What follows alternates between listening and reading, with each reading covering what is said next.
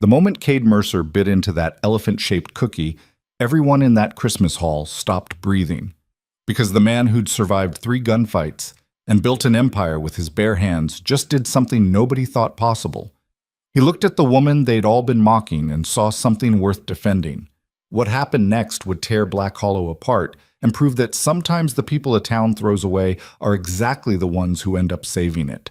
Stay until the end, hit that like button, and comment what city you're watching from so I can see how far this story travels. The Christmas social at Black Hollow's town hall had all the warmth of a funeral, which was fitting because Eliza Rowan felt like she'd been dying slowly for the past 3 years anyway.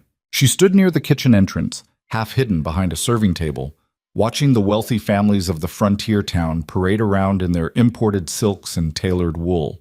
Her own dress was clean but threadbare, patched at the elbows. The hem let down twice until there was no more fabric to work with. At 24, she'd become invisible to most people in Black Hollow. Not invisible in the way that made life easier, invisible in the way that meant nobody stopped their children from pointing. Nobody lowered their voices when they called her poor thing or that awkward Rowan girl. The tray in her hands felt heavier than it should. 30 elephant-shaped gingerbread cookies, each one carefully decorated with white icing tusks and little sugar eyes. Her father had taught her to make them when she was 7, back when he was still alive, back when their kitchen smelled like cinnamon and molasses instead of her stepmother's cheap rosewater perfume. "You gonna stand there all night like a statue?" Eliza flinched. Margaret Chen, one of the organizers, swept past with an armful of pine garland, not bothering to slow down. "Put those out or take them home. You're blocking the doorway." "Yes, ma'am." Eliza's voice came out smaller than she wanted. She moved toward the children's table, where a group of kids were already destroying a plate of sugar cookies, crumbs everywhere, their parents too busy socializing to notice. A little girl with red braids looked up as Eliza approached. "What are those?" "Elephants." Eliza set the tray down carefully. "Gingerbread elephants." "Why elephants?" A boy with a missing front tooth squinted at the cookies suspiciously. "Because my father told me elephants never forget," Eliza thought. "Because he said if I made them, I'd remember him even after he was gone. Because it's the only thing I have left that feels like mine." "Because they're special," she said instead. The red-braided girl grabbed one immediately. "They're cute." Within seconds, the other children swarmed the tray. Eliza stepped back, watching them devour her work with the kind of uncomplicated joy that adults had trained themselves out of. For a moment, just a brief, fragile moment, she felt something that might have been happiness. Then Victoria Ashford's voice cut through the room like a knife through silk. "Oh my word, did someone bring animal cookies to a Christmas social?" The laughter started small.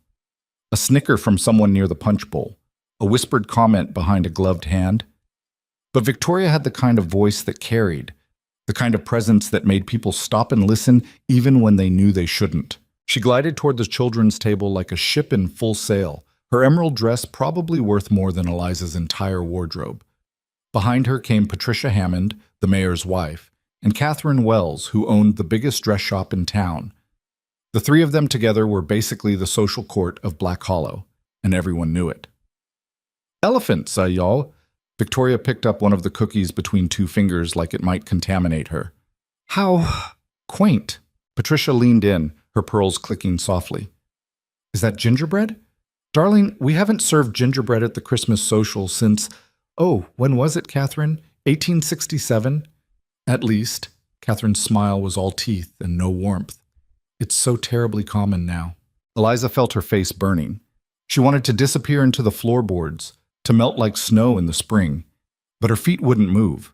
She just stood there, frozen, while the 3 women examined her cookies like they were evidence in a trial. "And the shapes." Victoria turned the elephant over, inspecting it with theatrical concern. "I mean, I suppose if one were hosting a children's birthday party, this might be acceptable. But a formal Christmas social?" She looked directly at Eliza for the first time. "Darling, didn't anyone tell you this was meant to be elegant?" The room had gone quiet. Not completely. The musicians in the corner were still playing, and conversations continued near the windows, but quiet enough that Eliza could feel eyes turning toward her, watching, waiting to see what would happen next. "I thought the children would like them," Eliza managed. The children like mud pies too, Patricia said brightly. That doesn't mean we serve them at social functions. Victoria set the cookie down with exaggerated care. You know what I think the real problem is? Poor Eliza here just doesn't understand how things work in polite society. How could she? Living in that dreadful little room at Martha Rowan's house, barely scraping by. She probably used lard instead of butter, Catherine interrupted, wrinkling her nose. I can smell it from here. I used butter. Eliza's voice came out stronger than she expected. The recipe calls for butter. Oh, she has recipes. Victoria's laugh was like breaking glass. How precious. Did you learn those from your father, the one who died owing half the town money? Something cracked inside Eliza's chest. My father was an honest man. Your father was a failure, sweetheart. Victoria's smile didn't waver. And honestly, looking at you now, that dress, that hair, those terribly chapped hands, it's clear the apple didn't fall far from the tree, did it? Patricia touched Victoria's arm gently, a show of mock concern. Now, let's not be cruel. It's Christmas after all. She turned to Eliza with syrupy sweetness. I'm sure you meant well, dear. It's just that some people are born understanding grace and refinement, and others— She trailed off, the implication hanging in the air like smoke. Catherine picked up the tray of cookies. We should probably clear these away before they embarrass anyone further. The children have had enough sugar anyway. Wait. Eliza reached for the tray, but Catherine had already turned away. No, it's quite all right. Catherine was already walking toward the kitchen. We'll just dispose of these quietly. No need to make a fuss. Victoria leaned in close enough that Eliza could smell her French perfume. Here's a little advice, darling. Next time you want to contribute to a social event, don't. You're not helping anyone by reminding them of what you are. And what's that? The words came out before Eliza could stop them. Victoria's smile turned sharp. A charity case. A burden. A girl nobody wanted who turned into a woman nobody needs. She patted Eliza's cheek with cold fingers. But don't worry. We're all very Christian here. We'll keep tolerating you.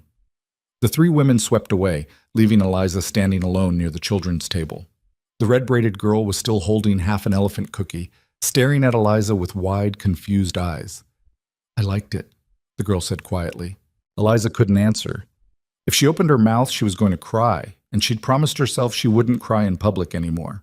She'd done enough of that at her father's funeral while people whispered about debts and bad decisions. She turned toward the kitchen, intending to leave through the back door, but the room felt like it was tilting. Faces blurred together, some sympathetic, most carefully neutral, a few openly amused. Margaret Chen was shaking her head sadly. Thomas Brennan, who owned the general store, was looking at his shoes. Even the children had gone quiet, sensing the adult cruelty that had poisoned the air. This was Black Hollow. This was what the town did. They found your soft spots and pressed until you bled. Eliza was 3 steps from the kitchen door when a voice stopped everyone cold. Hold on! The crowd parted like a river around a stone, and Cade Mercer walked through. Eliza had seen him before, of course. Everyone in Black Hollow knew Cade Mercer. He owned Mercer Ridge, the largest ranch in the territory, ran a crew of 20 men, and had the kind of reputation that made sensible people cross the street when they saw him coming. He'd killed 3 men in gunfights, all justified, all legal, but still. He had a scar running from his left eyebrow to his cheekbone, a souvenir from a knife fight in Montana. He was 6'3" of muscle and bad temper, dressed in dark wool and leather, his hat in his hands, but his expression harder than granite. He'd been standing near the back of the room all night, nursing a whiskey, and looking like he'd rather be anywhere else.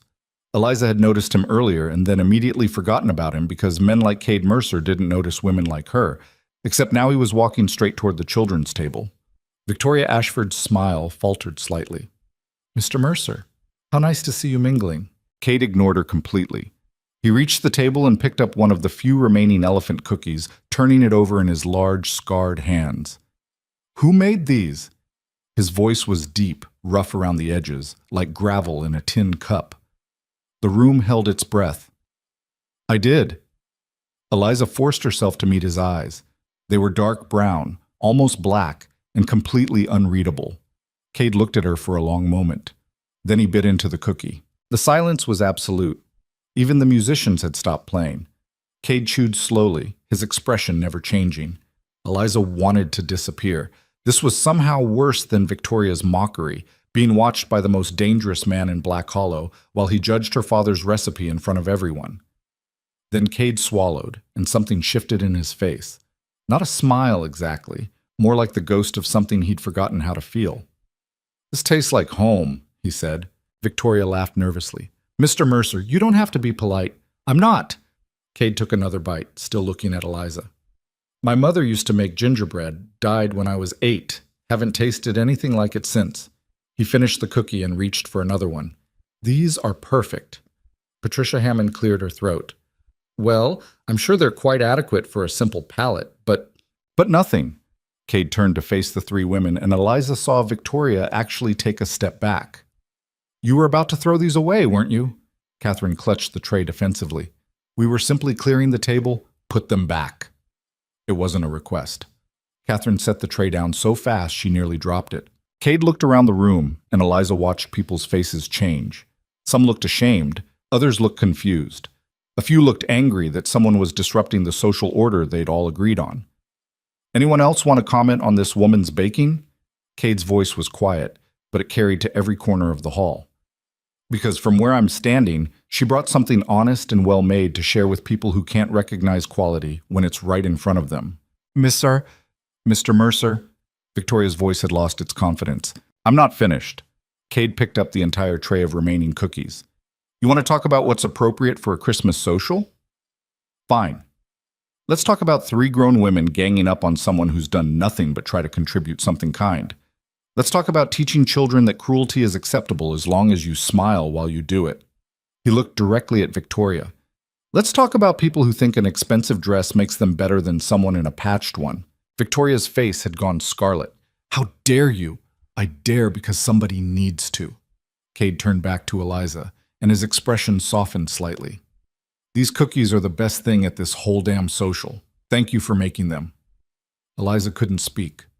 Her throat had closed up completely. Cade nodded to her once, then walked toward the door, still carrying the tray. People scrambled out of his way. He paused at the entrance, looking back at the crowd. "Merry Christmas, Black Hollow. Try to remember what that means." Then he was gone. The room erupted in whispers. Victoria was fanning herself dramatically. Patricia was whispering urgently to the mayor, and Catherine looked like she might faint. The musicians started playing again, awkwardly, trying to pretend nothing had happened. Eliza stood frozen near the children's table, her heart hammering so hard she could hear it in her ears. The red-braided girl tugged on her sleeve. "Is Mr. Mercer going to keep all the cookies?" I don't know. I hope not. I wanted another one." Someone touched Eliza's shoulder, making her jump. It was Margaret Chen, her expression complicated. "You should probably leave," Margaret said quietly, "before Victoria recovers enough to make this worse." "I wasn't trying to cause trouble." "I know. But you did anyway." Margaret's voice wasn't unkind, just tired. "That's how it works here. You know that." Eliza did know that. She'd known it for 3 years, ever since her father died and left her at the mercy of her stepmother in a town that saw kindness as weakness. She grabbed her shawl from the coat room and slipped out the back door into the December night. The cold hit her like a slap. Black Hollow in winter was brutal. Wind that cut through wool, snow that piled up past your knees, temperatures that dropped so low the horses needed blankets at night. But at least out here, Eliza could breathe. She started walking toward her stepmother's house, her boots crunching through the frozen slush. The main street was mostly empty, just a few late-night stragglers heading home from the saloon. Yellow lamplight spilled from windows, making the snow look gold. Eliza had almost reached the corner when she heard hoofbeats behind her. She turned to see Cade Mercer on a massive bay horse, the tray of cookies somehow balanced in front of him. He pulled the horse to a stop beside her, steam rising from the animal's nostrils. For a moment they just looked at each other. "You forgot these," Cade said, offering the tray. "You took them." "I was making a point." His mouth quirked slightly, not quite a smile, but close. "They're yours." Eliza stared at the cookies, then at him. "Why did you do that, back there?" Cade was quiet for a long moment, his hands resting on the saddle horn. "My mother died when I was 8. My father died when I was 15. I spent the next 12 years building something from nothing, and you know what I learned? The people who mock you for being different are usually the ones who never had to fight for anything real. He looked down at her, and Eliza saw something in his eyes that might have been understanding. You didn't deserve what they did to you tonight. People have been doing things like that to me for years. I know, Cade's voice was rough. I've seen it. The whole town's seen it. Most of us just pretended we didn't. And you decided tonight was different? Tonight you made cookies that reminded me my mother existed. Cade shifted in the saddle. Tonight, I watched 3 cruel women try to destroy something good just because they could. Tonight I got tired of pretending I don't see what Black Hollow does to people who don't fit their narrow little idea of acceptable. Eliza wrapped her shawl tighter against the wind. You're going to regret this. Victoria Ashford doesn't forgive people who embarrass her. Victoria Ashford can go to hell. Cade said it casually, like he was commenting on the weather. I've got a ranch to run and better things to worry about than a woman who thinks being mean is the same as being important. Despite everything, Eliza almost smiled. You really don't care what people think, do you? Not particularly. Cade leaned down slightly, his expression serious. But I meant what I said in there. Those cookies were perfect. Your father taught you well. Eliza's throat tightened. He's been gone 3 years. Some things stay with you. Cade straightened in the saddle. Listen, if you ever need work, real work, not charity, I'm always looking for a decent cook at the ranch. My crew's been living on beans and hardtack for 2 months because the last woman quit after one of my hands made a joke about her biscuits. I live with my stepmother. I'm aware. Cade's tone suggested he was also aware of exactly what kind of woman Martha Rowan was. Offer stands anyway. You decide you want out of that situation, you know where to find me. He tipped his hat and turned his horse, starting back toward the edge of town where his ranch lay beyond the mountains. Mr. Mercer, Eliza called after him. He looked back. Thank you for what you said, for... She gestured helplessly at the cookies, at the night, at everything. For seeing me. Cade nodded once. Merry Christmas, Miss Rowan. Then he was gone, disappearing into the darkness beyond the lamplight. Eliza stood in the street for a long time, holding the tray of elephant cookies, feeling something unfamiliar stirring in her chest. Not quite hope. Hope was too dangerous, but maybe something close to it. Then she remembered she still had to go home to her stepmother's house, and the feeling died. Martha Rowan's house sat at the end of Maple Street like a bad tooth in an otherwise decent smile. 2 stories, paint peeling, shutters hanging crooked. It had belonged to Eliza's father, but Martha had taken possession of it after he died, along with everything else he'd owned, including, apparently, his daughter. Eliza let herself in through the kitchen door, hoping Martha would already be asleep. No such luck. You're back early. Martha sat at the kitchen table in her nightgown and robe, a cup of tea steaming in front of her. She was 52, rail-thin, with iron-gray hair and a mouth that naturally turned down at the corners. She'd married Eliza's father when Eliza was 20, and Eliza had never understood why he'd done it. Loneliness, maybe. Fear of dying alone. Whatever the reason, it had been a mistake that Eliza was still paying for. The social ended. Eliza set the cookie tray on the counter. Martha's eyes narrowed. You brought those ridiculous cookies home? I thought you were donating them. They weren't wanted. I could have told you that. Martha sipped her tea with a slurping sound that set Eliza's teeth on edge. Animal-shaped cookies. At a formal Christmas social. What were you thinking? I was thinking about my father. Your father had terrible judgment. That's why he died broke. Martha's voice was flat, matter-of-fact, like she was discussing the price of flour. That's why I'm stuck with you. Eliza had heard this speech before, many times. She started toward the stairs. I heard about what happened, Martha said. Eliza froze.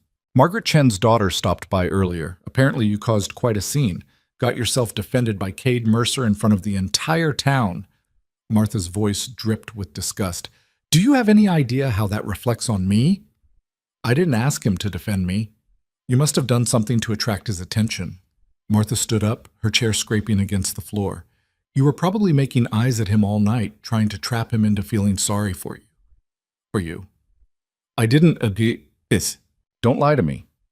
Martha moved closer, and Eliza smelled the gin hidden in the teacup. I know exactly what you are. Your father spoiled you, filled your head with nonsense about being special, and now you think you can manipulate men like Cade Mercer into rescuing you. That's not what happened. Then what did happen? Because the story I heard is that you humiliated yourself, embarrassed me, and got pity from a man who probably felt sorry for how pathetic you looked.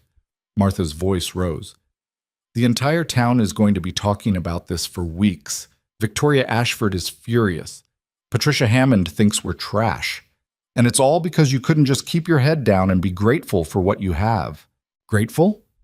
The word burst out before Eliza could stop it. Grateful for what? For sleeping in a room the size of a closet? For doing all your cooking and cleaning and getting nothing in return? For being treated like a burden every single day? Martha's hand moved so fast Eliza didn't see it coming. The slap caught her across the cheek, hard enough to make her vision blur. You ungrateful little bitch! Martha's face was scarlet. I took you in when no one else would. I gave you a roof over your head, food in your belly. You took my father's house and his money and everything he left behind. Eliza's voice was shaking, but she kept going. You didn't give me anything. You just didn't throw me out on the street. Yet. Martha's smile was vicious. The only reason you're still here is because the church would gossip if I kicked you out. But you keep causing trouble like you did tonight, and I'll stop caring what people say. Eliza pressed her hand to her burning cheek. I'm going to bed. You're going to apologize. For what? For embarrassing me, for causing a scene, for existing. Martha crossed her arms. Say it. Eliza looked at her stepmother, this woman who'd made the last 3 years a special kind of hell, and felt something shift inside her. She thought about Cade Mercer telling 3 wealthy women to go to hell. She thought about his offer of work at the ranch. She thought about the way he'd looked at her cookies and seen something worth defending. No, Eliza said quietly. Martha's mouth fell open. What did you say? I said no. I'm not apologizing for making cookies. I'm not apologizing for being defended, and I'm not apologizing for existing. Eliza moved toward the stairs. You want me gone? Fine. But you're going to have to do it yourself. I'm done making it easier for you. She was halfway up the stairs when Martha's voice followed her, cold and sharp. You think you're brave now because some rancher felt sorry for you? Martha laughed bitterly. Wake up, Eliza. Men like Cade Mercer don't want women like you. He was being polite, that's all. And tomorrow, when everyone's talking about what a spectacle you made of yourself, you'll remember I was right. Eliza didn't answer. She just kept climbing until she reached her room, the tiny converted storage space under the eaves that Martha had grudgingly allowed her to occupy. She closed the door, sat on the narrow bed, and pressed her hands to her face. The tears came then, hot and angry and exhausted all at once. She cried for her father, who'd tried so hard to make her feel loved and then left her alone. She cried for the girl she'd been before everyone started telling her she wasn't enough. She cried for the elephant cookies that her father had taught her to make with such patience, such care. And she cried because part of her, a small, foolish part, had started to believe that maybe Cade Mercer's defense meant something, that maybe someone in this town saw her as more than a burden. But Martha was probably right. Men like Cade Mercer didn't want women like her. Tomorrow, Black Hollow would go back to normal. The wealthy women would keep mocking her. Her stepmother would keep treating her like dirt, and Eliza would keep surviving because that's what she'd learned to do. She pulled out her father's recipe book from under her mattress and opened it carefully. His handwriting filled the pages. Instructions for bread, stews, pies, and those elephant-shaped cookies that had started all this trouble. On the inside cover, he'd written a note she'd read 1,000 times. For my Eliza. These recipes are more than food. They're love made visible. Never forget that. Eliza traced the words with her finger and made a decision. Maybe Martha was right about Cade Mercer. Maybe tomorrow would be just as hard as every other day in Black Hollow. But she wasn't going to apologize for her father's memory. Not to Martha. Not to anyone. Outside her window, snow began to fall again, covering the town in fresh white. Somewhere beyond the mountains, Cade Mercer was probably back at his ranch, already forgetting about the awkward woman at the Christmas social. And Eliza Rowan sat in her tiny room, holding her father's recipes, and wondered how much longer she could keep living like this. She didn't know it yet, but the answer was 5 more days. Because Christmas morning was coming, and Martha Rowan's patience was about to run out completely. Christmas morning arrived with the kind of cold that made your bones ache. Eliza woke to the sound of Martha's voice downstairs, shrill and angry, talking to someone at the front door. She pulled her blanket tighter and tried to ignore it, but the voices kept getting louder. Then she heard footsteps on the stairs. The door slammed open without a knock. Martha stood in the doorway, still in her nightgown, her face twisted with rage. "Get up." Eliza sat up slowly, confused. "What's happening?" "What's happening is that you finally pushed me too far." Martha's voice was shaking. "Victoria Ashford just left. She came here at 7 in the morning to tell me that I need to control my stepdaughter before she ruins what's left of my reputation in this town. I haven't done anything since the social. You existed. That's enough." Martha moved into the room and Eliza saw something in her eyes that made her stomach drop. This wasn't regular anger. This was something colder, more final. "She told me about a dozen women who've decided they won't associate with me anymore because of what happened. Patricia Hammond uninvited me to her New Year's party. Catherine Wells suggested I might want to find a new church to attend. That's not my fault." "It's completely your fault," Martha's voice cracked. "You and your pathetic cookies and your desperate attempt to get attention from Cade Mercer. You've made me a laughingstock." "I didn't ask him to defend me. But you didn't stop him, did you? You just stood there soaking up the attention like some kind of—" Martha stopped, breathing hard. "It doesn't matter. I'm done. I want you out of my house." The words hung in the air like smoke. Eliza's mouth went dry. "What?" "You heard me. Pack your things and get out." Martha's voice was flat now, all the emotion drained out. "I've spent 3 years housing you, feeding you, putting up with your presence. That ends today. It's Christmas. I don't care if it's the second coming. You're leaving." Martha turned toward the door. "You have 1 hour. Take what you can carry and go." "Where am I supposed to go?" Martha paused in the doorway. "That's not my problem. Maybe you can find some other fool who feels sorry for you. Maybe you can beg the church for help. I honestly don't care." She looked back at Eliza with something that might have been satisfaction. "Your father left me this house, and I'm finally going to enjoy living in it without you poisoning the air." Then she was gone, her footsteps retreating down the stairs. Eliza sat frozen on the bed, her mind blank with shock. She'd known this day might come eventually, but she'd always imagined having more time to prepare, more time to save money, to make a plan, to figure out where she could go. 1 hour. She forced herself to move. Her hands were shaking as she pulled her father's old traveling bag from under the bed. It was worn leather, cracked at the corners, but it still closed properly. She started packing mechanically, her 2 other dresses, her undergarments, her father's recipe book, the small amount of money she'd managed to hide from Martha over the years, $12 in coins and small bills. It wouldn't last long. She looked around the tiny room that had been hers for 3 years. There wasn't much else worth taking. A hairbrush, a photograph of her father in a cheap frame, the shawl he'd given her for her 21st birthday. 30 minutes later, she was packed. She sat on the bed with the bag at her feet and tried to think.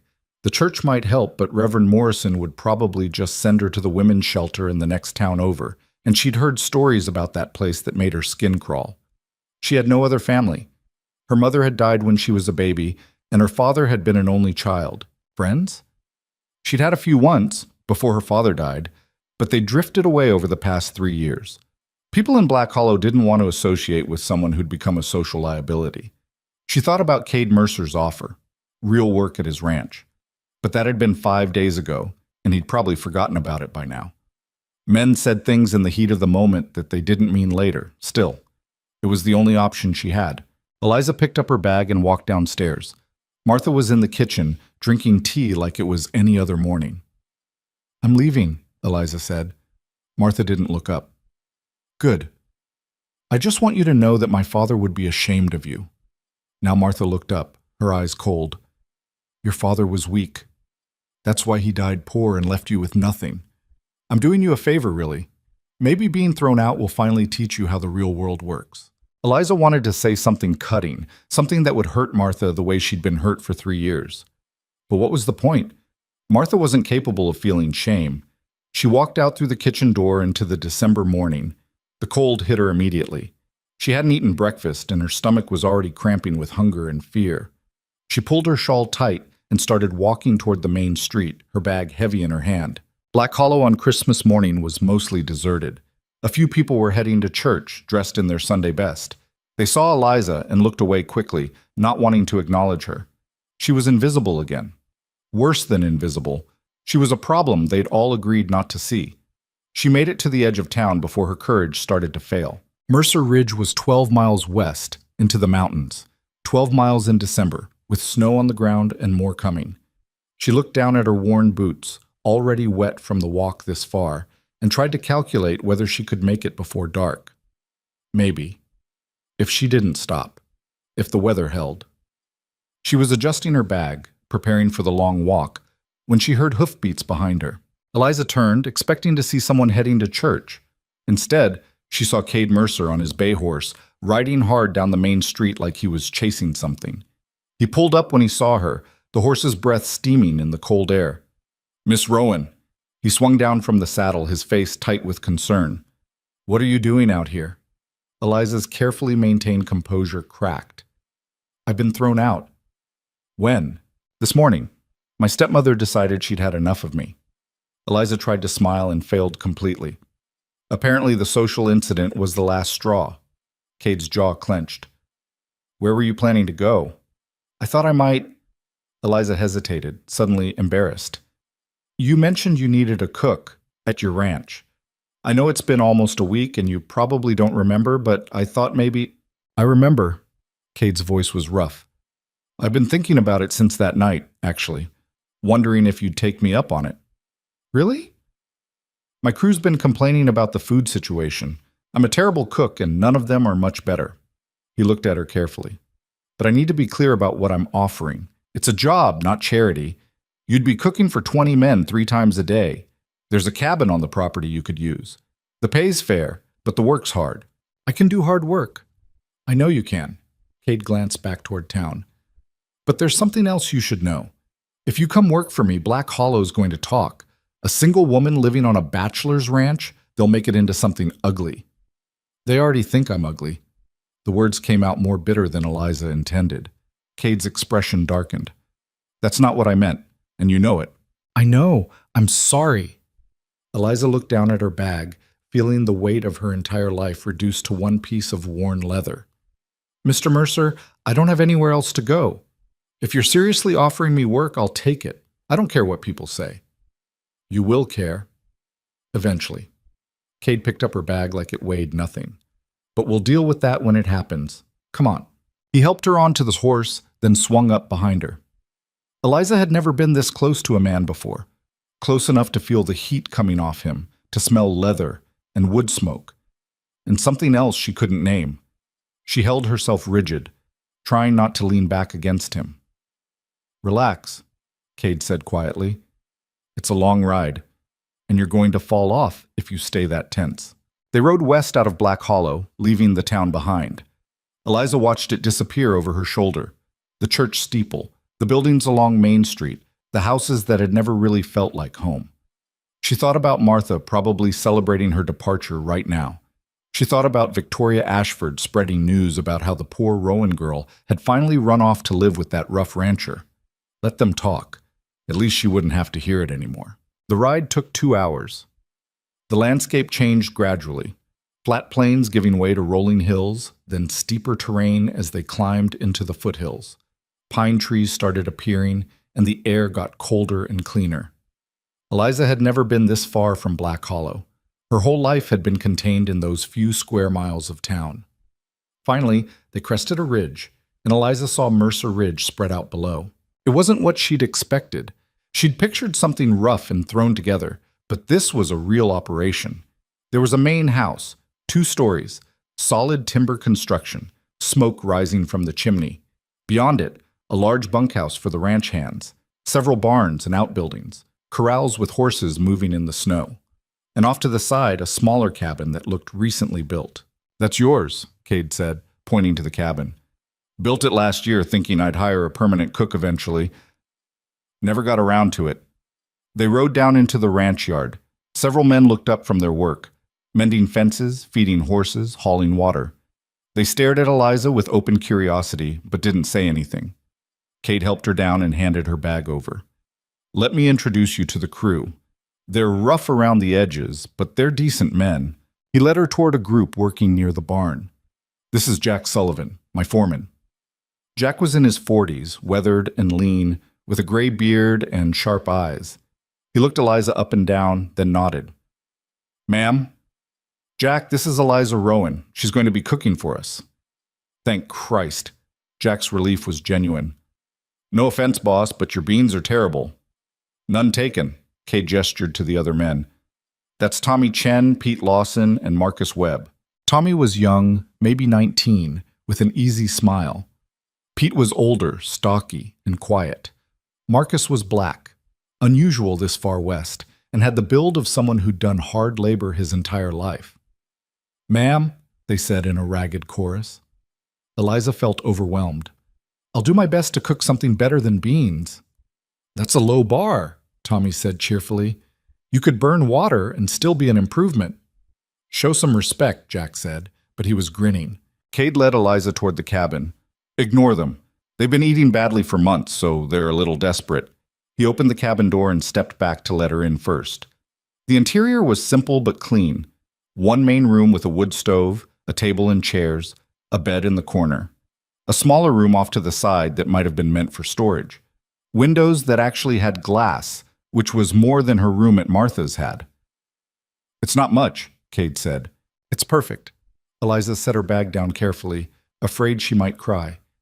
Mr. Mercer, I don't know how to thank you. Cook decent food and we'll call it even. He walked to the stove and checked it. I'll have one of the men bring you firewood. Kitchen's in the main house. I'll show you that in a bit. Meals are breakfast at 6, lunch at noon, dinner at 6. The men work hard, so they eat a lot. How much can I spend on supplies? Whatever you need, we've got accounts at the general stores in town and in Ridgeway. That's the settlement about 20 miles north. Better prices there, actually. Cade pulled out a roll of bills and counted out $50. This should get you started. Let me know when you need more. Eliza stared at the money. It was more than she'd seen in 3 years. This is too much. It's an advance on your wages, $20 a month, plus room and board. Cade put the money in her hand and closed her fingers around it. Use what you need. I've never managed this much money before. You'll figure it out. Cade moved toward the door. Get settled. I'll send Tommy by in an hour to show you the kitchen and the supply situation. First meal doesn't have to be until dinner tonight. That gives you time to plan. He was almost out the door when Eliza stopped him. Mr. Mercer? Why are you doing this? He turned back, his expression unreadable. Doing what? Helping me. You barely know me. For all you know, I could be a terrible cook. Your cookies weren't terrible. Cade leaned against the doorframe. And I've watched you for 3 years, Miss Rowan. Watched how this town treated you. Watched you keep your head up even when they tried to grind you down. I figure anyone with that much spine deserves a chance to prove what they can do when people aren't constantly telling them they're worthless. That's not a very practical reason to hire someone. Maybe not. Cade's mouth quirked slightly. But I've got a ranch to run and men to feed, and you need somewhere to be that's not Black Hollow. Seems like a fair trade to me. He left before she could respond. Eliza sat down on the bed. Her bed, in her cabin, on land where nobody was going to mock her or throw her out, and finally let herself cry. But this time, the tears weren't just sadness. They were relief and fear, and something that might have been hope, all tangled together. An hour later, Tommy Chen knocked on her door. Ready for the grand tour? He asked with that easy smile. Eliza followed him across the yard to the main house. Inside was warmer than she'd expected. A large common room with a fireplace, several bedrooms off to the sides, and a kitchen that made her heart skip. It was huge. A proper cast iron stove, a water pump that actually worked, counters and shelves, a pantry the size of her old room at Martha's. And it was filthy. Yeah, we've been kind of letting it go, Tommy said sheepishly. None of us know how to cook, so we just use it for coffee and heating up canned beans mostly. Eliza walked around slowly, taking inventory. The stove was crusted with grease, the shelves were chaotic, the floor needed scrubbing. But underneath the mess, this was a real kitchen, the kind her father would have loved. Show me the pantry, she said. Tommy opened the door to reveal shelves stocked with the kind of supplies men bought when they didn't know how to cook. Sacks of flour and cornmeal going stale, canned goods stacked haphazardly, a few sad potatoes sprouting in the corner. But there was also sugar, salt, lard, dried beans, coffee, and even some spices that looked like someone had bought them optimistically and then never used them. "We've got chickens," Tommy offered, "and a root cellar under the bunkhouse with more vegetables. Plus there's usually fresh meat. We butcher our own cattle and the men hunt when they have time." Eliza's mind was already working. She could do something with this. Not tonight. Tonight would be simple.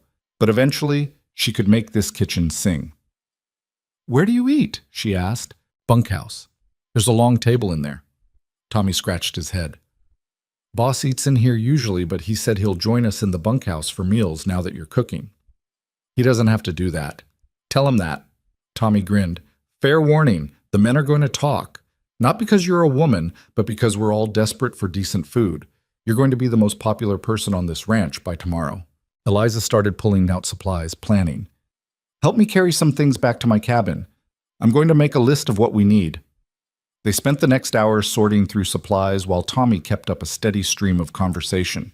He was easy to talk to, none of the careful distance most people in Black Hollow maintained around her. He talked about the ranch, the other hands, how Cade had built all this from nothing over the past 10 years. "He started with 50 head of cattle and a beat-up horse," Tommy said. "Now he's got close to 1,000 head and the biggest operation in the territory. Man works harder than anyone I've ever seen." "What's he like, as a boss?" "Fair, tough, but fair. He'll work alongside you instead of just giving orders, pays on time, doesn't cheat you." Tommy paused. "But he's got a temper. Doesn't show it often, but when he does, you want to be somewhere else." "Has he ever—" Eliza wasn't sure how to ask. "Hurt anyone who didn't deserve it?" "No." Tommy met her eyes directly. "I know what you're asking. You're safe here, Miss Rowan. Cade would shoot any man who even thought about bothering you." That should have been reassuring. Instead, it made Eliza aware of how vulnerable her position was. A single woman on a ranch full of men, miles from town, with nowhere else to go if things went wrong. But she'd made her choice, and it was still better than Martha's house. By evening, Eliza had a plan. She cleaned the kitchen enough to work in it, then started on dinner. Nothing fancy, just beef stew with vegetables from the root cellar, biscuits, and coffee. Simple food, but made properly. At 6 o'clock, she carried the pots to the bunkhouse. The men were already gathered around the long table, looking at her with poorly disguised hope. Cade sat at the head of the table. He caught her eye and nodded once. Eliza served the food, her hands shaking slightly. This was it. Her first real test. The men ate in silence for the first few minutes. Then Jack made a sound that was almost a groan. "This is real food," he said reverently. "The biscuits are actually flaky," Pete added, sounding shocked. "Is there more?" Marcus asked. Eliza had made enough for seconds. She'd learned that from her father. Always make more than you think you'll need. She brought out the extra pot, and the men descended on it like wolves. Within 10 minutes, they'd eaten everything she'd made, every last bit. Tommy leaned back in his chair with a satisfied sigh. "Miss Rowan, I think I might be in love." "Easy," Cade said quietly, but there was amusement in his voice. "I'm serious, boss. This is the best meal I've had since my mama died." The other men murmured agreement. Eliza felt her face burning, but it wasn't from embarrassment, it was pride. She'd forgotten what it felt like to have people appreciate her work. After dinner, she cleaned up while the men played cards and smoked. Cade helped her carry the pots back to the main house. "You didn't have to do that," Eliza said. "I'm not going to sit there while you clean up after feeding 20 men." Cade set the pots down near the sink. "They loved it, by the way. That stew was better than anything we've had in months. It was just stew. It was made with care. That's not nothing." Cade looked at her seriously. "You're going to fit in here, Miss Rowan? I can already tell." Eliza wanted to believe him, but as she walked back to her cabin that night, she couldn't shake the feeling that she was waiting for something bad to happen. Good things didn't last, not in her experience. Eventually, someone would find a reason to take this away from her too. She was wrong about the timeline, though. It took 3 weeks. 3 weeks of cooking for the ranch, learning the rhythms of the place, starting to feel like maybe she belonged somewhere. 3 weeks of the men treating her with respect instead of contempt. 3 weeks of Cade checking on her every evening after dinner. their conversations getting longer and more comfortable. 3 weeks before Black Hollow remembered she existed and decided to do something about it. It started with a rider arriving at the ranch one cold January morning. Eliza was in the kitchen preparing lunch when she heard raised voices in the yard. She looked out the window and saw the sheriff of Black Hollow talking to Cade, with 2 deputies behind him. Her stomach dropped. She walked to the door and heard the tail end of the conversation. "Just doing my job, Mercer. There's been complaints." "What kind of complaints?" Cade's voice was dangerously quiet. "About the living situation here, about Miss Rowan's reputation." The sheriff shifted uncomfortably. "Look, I don't make the rules, but when upstanding citizens of Black Hollow file a formal complaint about moral corruption, I have to investigate." "Moral corruption?" Cade said it like he was tasting something rotten. "She's living here unmarried, working for you, no proper chaperone. People are concerned about what that implies. People need to mind their own damn business." "That's not how law works, Mercer." The sheriff's voice hardened. "I've got a warrant to bring Miss Rowan back to Black Hollow for questioning. You can make this easy or hard." Eliza stepped out onto the porch. "I'll go." "No." Cade didn't even look at her. "You're not going anywhere." "Mr. Mercer." "I said no." He turned to the sheriff. "Let me see that warrant." The sheriff handed over a folded paper. Cade read it carefully, his expression getting darker. "This is signed by Judge Morrison, and the complaint is filed by Martha Rowan, Victoria Ashford, and Patricia Hammond." He looked up. "This is personal, not legal." "Doesn't matter. It's still a warrant." The sheriff gestured to his deputies. "Miss Rowan, please come with us." "Don't move," Cade said to Eliza. Then to the sheriff. "You're not taking her." "Then I'll arrest you for obstruction." "Try it." The deputies' hands moved toward their guns. Eliza saw Jack and the other ranch hands starting to gather. Having heard the commotion, this was about to turn violent. "Stop." Eliza walked down from the porch. "Mr. Mercer, please. I don't want anyone getting hurt over this." "They have no right. They have a warrant." Eliza kept her voice steady, even though she was terrified. "I'll go answer their questions. I haven't done anything wrong." "You think that matters to them?" Cade looked at her with something like desperation. "You go back to that town and they'll destroy you." "They've been trying to destroy me for years. I'm still here."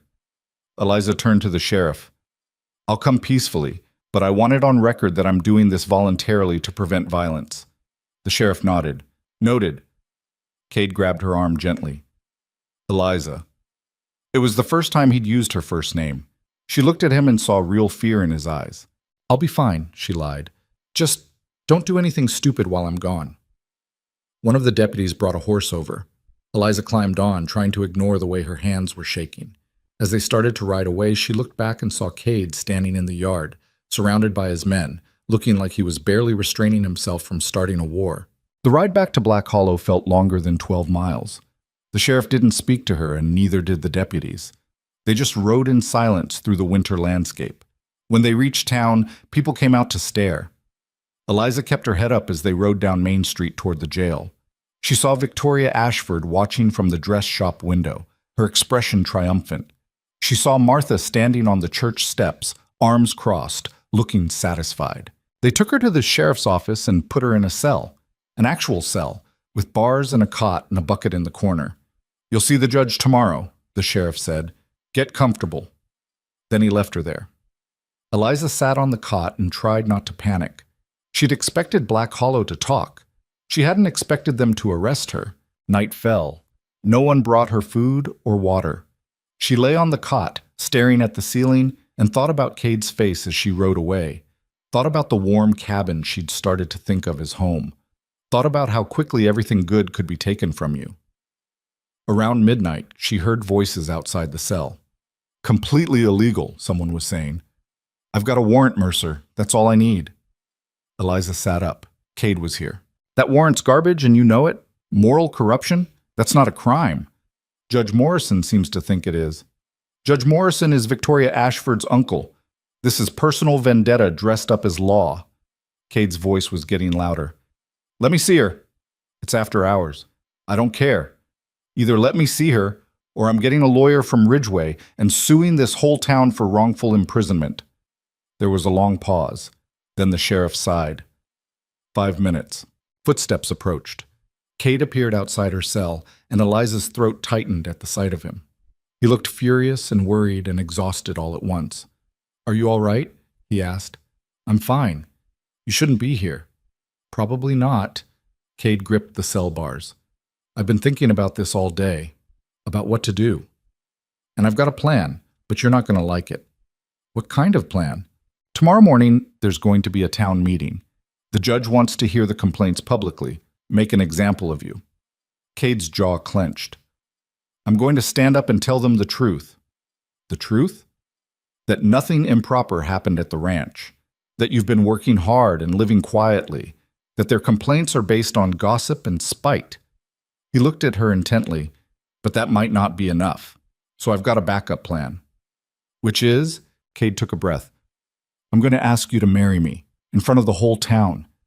Eliza stared at him. "What?" "If we're married, they can't complain about you living at the ranch. Their whole case falls apart." He said it quickly, like he'd rehearsed it. "It solves the legal problem." "That's insane."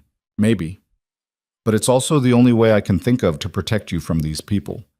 Cade's voice softened. "I'm not asking because I pity you, Eliza. I'm asking because, over the past 3 weeks, you've become the best thing at that ranch. The men respect you. The place feels like a home instead of just a work camp. And He stopped, then started again. "I'd be honored if you'd consider it." Eliza's mind was spinning. "You can't possibly want to marry someone you barely know. I know enough. I know you're strong. I know you're kind even when people don't deserve it. I know you make food that tastes like love instead of just fuel." Cade looked at her steadily. "I'm not promising you romance or poetry, but I can promise you protection, respect, and a place to belong. That's more than most marriages start with." "This is crazy." "I know. But tomorrow morning, you're going to be in that town hall with everyone in Black Hollow, watching them try to break you down. And I'm not going to stand there and let it happen without fighting back." His voice dropped. "So I'm asking you now, before it gets complicated. Will you at least consider saying yes if I ask you tomorrow?" Eliza looked at this man who'd defended her cookies, given her a job, and was now offering to tie his entire life to hers just to keep her safe from a town that had never wanted her. "Why?" she asked. "Really why?" Cade was quiet for a long moment. "Because 3 years ago, I watched you at your father's funeral. You stood there alone while everyone whispered about debts and bad decisions, and you never once broke down. You were 21 years old and facing a life with Martha Rowan, and you just endured it. And I thought, that's the kind of strength most people never find." He looked away. "I built this ranch alone, fought for every piece of it, and I'm good at being alone. But the past 3 weeks, watching you turn that kitchen into something warm, listening to my men laugh at dinner, I realized maybe I don't want to be alone anymore." Eliza's chest felt tight. "I'm not going to be someone's convenient solution." "You wouldn't be. You'd be my wife." Cade said it simply, like it was obvious. "And I'd be lucky to have you." The sheriff's voice called from the front office. "Time's up, Mercer." Cade didn't move. "Think about it tonight. Tomorrow, when they try to tear you apart, I'm going to offer you a way out. You can say yes or no, your choice. But at least you'll have the option." Then he was gone, and Eliza was alone again in the cell. She lay back down on the cot, her mind racing. Marriage. To Cade Mercer. A man she'd known for 3 weeks, who'd shown her more kindness than anyone in Black Hollow ever had. It was insane. It was also the only real choice she had. Because tomorrow, the town was going to come for her, and she'd need every defense she could get. Morning came too fast. Eliza hadn't slept more than an hour, her mind churning through every possible outcome of what was about to happen. The cell was freezing, no blanket, no heat, just bare stone walls and the January cold seeping through every crack. Her fingers were numb, her body aching from the thin cot. Around 7, the sheriff's wife brought her a piece of dry bread and weak coffee. The woman wouldn't meet her eyes. "Meeting's at 9, she said quietly. "You'll want to eat something." Eliza forced down the bread even though her stomach was twisted in knots. She tried to smooth her dress, to fix her hair with shaking fingers. She wanted to look dignified when they paraded her in front of the town, even though she knew it wouldn't matter. They'd already decided what she was. At 8:45, the sheriff came to get her. Let's go. He unlocked the cell but didn't bother with handcuffs. Where was she going to run? They walked the 3 blocks to the town hall together. People were already streaming inside, more people than Eliza had ever seen at a town meeting. This wasn't about justice. This was entertainment. The hall was packed, every seat taken, people standing along the walls, craning their necks to see. Eliza felt their eyes on her like physical weight as the sheriff led her down the center aisle. Whispers followed her. She caught fragments of words. Shameful, disgraceful, finally getting what she deserves. At the front of the room, Judge Morrison sat behind a raised desk, looking stern and official in his black robe. Victoria Ashford sat in the front row, flanked by Patricia Hammond and Catherine Wells. All 3 women wore expressions of righteous satisfaction. And there, 2 rows back, sat Martha. Her stepmother looked older than Eliza remembered, her face pinched and mean. When their eyes met, Martha smiled coldly. The sheriff directed Eliza to a chair facing the judge. She sat down, trying to keep her spine straight, trying not to show how terrified she was. Judge Morrison banged his gavel. This emergency session is now in order. We're here to address the formal complaint filed by Mrs. Martha Rowan, Mrs. Victoria Ashford, and Mrs. Patricia Hammond regarding the conduct of Miss Eliza Rowan. Eliza forced herself to breathe evenly. Mrs. Rowan, would you like to present your complaint? The judge asked. Martha stood up, smoothing her dress. Your Honor, I'm here because my stepdaughter has brought shame upon my household and this community. After I gave her a home for 3 years following her father's death, she repaid my kindness by running off to live in sin with Cade Mercer at his ranch. I didn't run off, Eliza said. You threw me out on Christmas morning. The judge frowned. Miss Rowan, you'll have your chance to speak. Mrs. Rowan, continue. Martha's face flushed. I made a difficult decision to ask her to leave after she caused a scene at the Christmas social and refused to apologize for embarrassing me. What she did afterward, moving to that ranch, living among all those men with no proper chaperone, that was her choice. A choice made because I had nowhere else to go, Eliza said, unable to stop herself. Quiet, the judge warned. Victoria stood next. Your Honor, I'd like to add my observations. I've known the Rowan family for years, and I'm afraid Eliza has always had a tendency toward inappropriate behavior. At the Christmas social, she deliberately sought attention from Mr. Mercer by presenting those childish cookies. I brought cookies to share with the children, Eliza interrupted. That's all. Miss Rowan, if you interrupt again, I'll hold you in contempt, Judge Morrison said sharply. Victoria continued as if Eliza hadn't spoken. Since then, we've received numerous reports from travelers who've passed by Mercer Ridge. They describe seeing Miss Rowan working alongside the ranch hands, unchaperoned, in situations that are highly questionable for an unmarried woman. What situations? Eliza demanded. Cooking, cleaning, working, living in close quarters with 20 men, Patricia Hammond added, standing now too. Spending time alone with Mr. Mercer, acting as though she were the lady of the house when she has no legal standing whatsoever. I'm the cook, Eliza said. I was hired to do a job. A job that requires you to live on the property? Victoria's voice dripped with false concern. My dear, respectable women don't put themselves in such compromising positions, unless, of course, they're hoping to trap a wealthy man into marriage. The crowd murmured. Eliza felt heat rising in her face. Not embarrassment, but rage. That's not enough. Judge Morrison's gavel came down hard. Miss Rowan, you will remain silent unless directly questioned. Mrs. Ashford, do you have evidence of actual misconduct, or are we discussing possibilities? Victoria hesitated.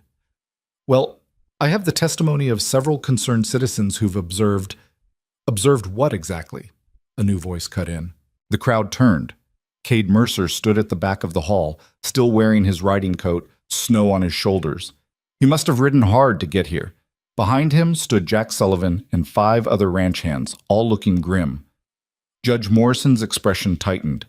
Mr. Mercer, this is a closed proceeding. Then open it.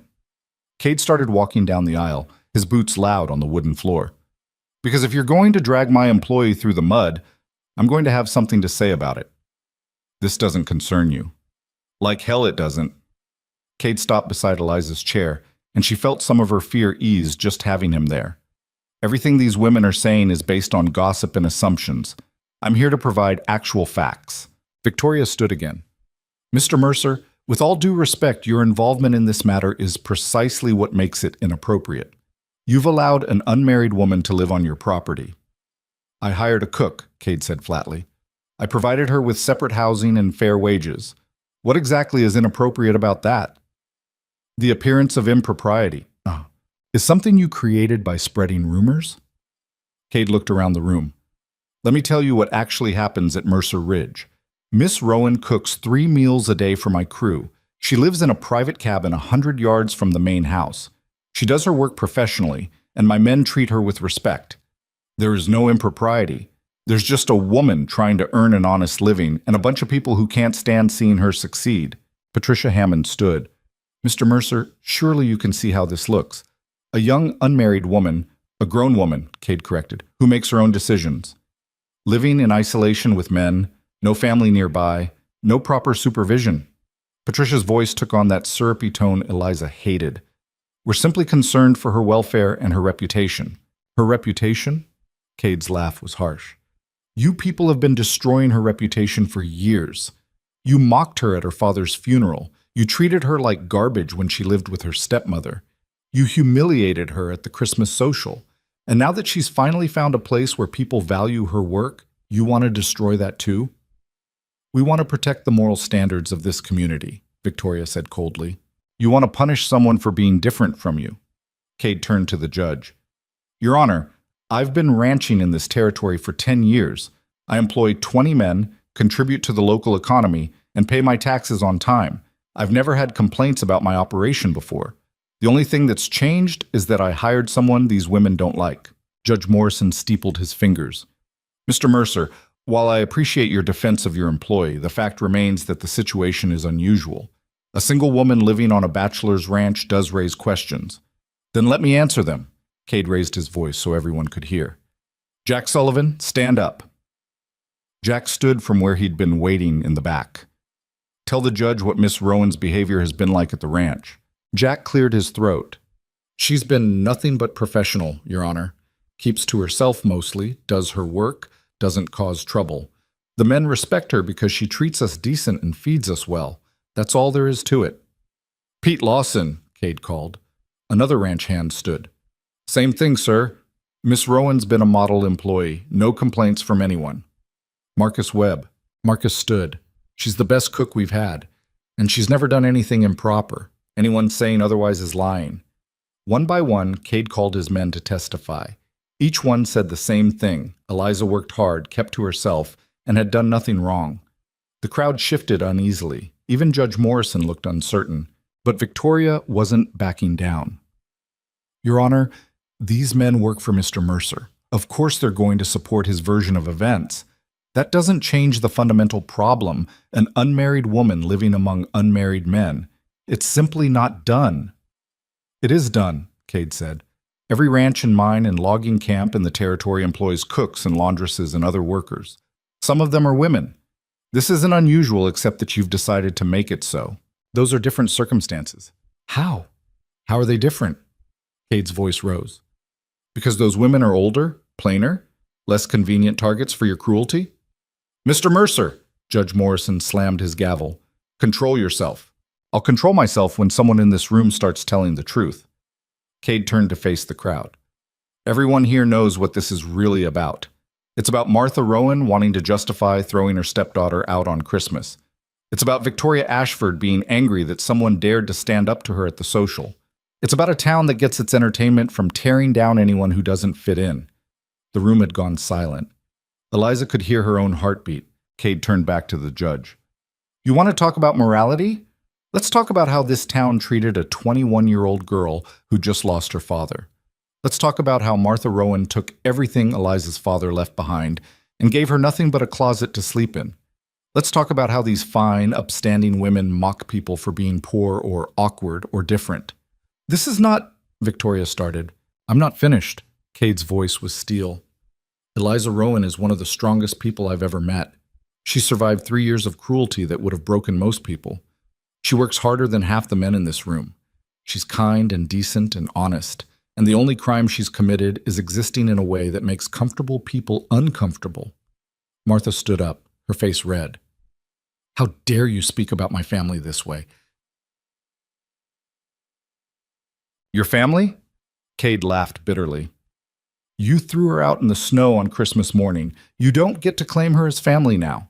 Judge Morrison was banging his gavel repeatedly. Order! I will have order! But Cade wasn't done. He looked at Eliza, and something in his expression made her chest tight. The truth is, he said, his voice dropping, these past 3 weeks with Eliza at the ranch have been the best I've had in years. She turned that kitchen into a home. She made my men feel like they mattered. She brought something warm and good to a place that had been just work and survival. He paused. And somewhere along the way, I realized I didn't want her there just as an employee. The room held its breath. Cade turned to Eliza. I know this isn't romantic. I know this isn't how anyone dreams about this moment, but I'm not good at pretty words, and we don't have time for courting anyway. He dropped to one knee right there in front of everyone. Eliza Rowan, will you marry me? The hall erupted. Gasps, shouts, several people standing up.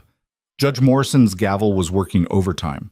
Eliza stared at Cade, her mind blank with shock even though he'd warned her this was coming. One part of her brain registered that his knee was on the dirty floor, that he looked terrified underneath the determination, that his hands were shaking slightly. You don't have to do this, she whispered. I know. His voice was quiet enough that only she could hear. But I want to, so say yes or say no, but make it your choice, not theirs. Eliza looked past him at the crowd, at Martha's furious face, at Victoria's shock, at all the people who'd spent years making her feel worthless. Then she looked back at Cade, this rough, scarred man who'd defended her cookies, given her a job, and was now offering her his name and his protection. Yes, she said. The room exploded. Some people were shouting in outrage. Others were clapping. Someone near the back started laughing hysterically. Judge Morrison gave up on the gavel and just stood there looking stunned. Cade got to his feet and took Eliza's hand. His palm was warm and calloused against hers. Victoria found her voice first. This is absurd. You can't possibly. I can, Cade said. And I am. Judge Morrison, you're a judge. Marry us, right now. Now? The judge looked like he'd been hit with a shovel. I can't just. This isn't. There are procedures. You married the Hendersons last month after they'd known each other for 2 weeks, Cade said. You married Tom Bradley to that woman from Denver the same day she arrived in town. Don't pretend there are rules stopping you. Martha pushed her way to the front. This is a farce. She's trapping you. Can't you see that? The only people trapping anyone here are you and your friends, Cade said. You dragged Eliza to this meeting to humiliate her. Well, congratulations. It backfired. Patricia Hammond stood. Your Honor, surely you can't condone this theatrical display. Why not? Jack Sullivan's voice carried from the back. Man wants to marry a woman. Woman says yes. What's the problem? The problem is this is clearly a desperate attempt to avoid consequences, Victoria started. Consequences for what? Tommy Chen stood next to Jack. For cooking food? For working hard? For existing while you people picked on her? More of the ranch hands were standing now, and to Eliza's shock, other people were standing too. Sarah Mitchell, who ran the boarding house, old Tom Chen from the general store, Margaret Chen looking apologetic but defiant, people Eliza had thought would never defend her. Let them get married, Sarah called out. Bree, for heaven's sake, Victoria, leave the girl alone. This is about maintaining standards, Victoria protested.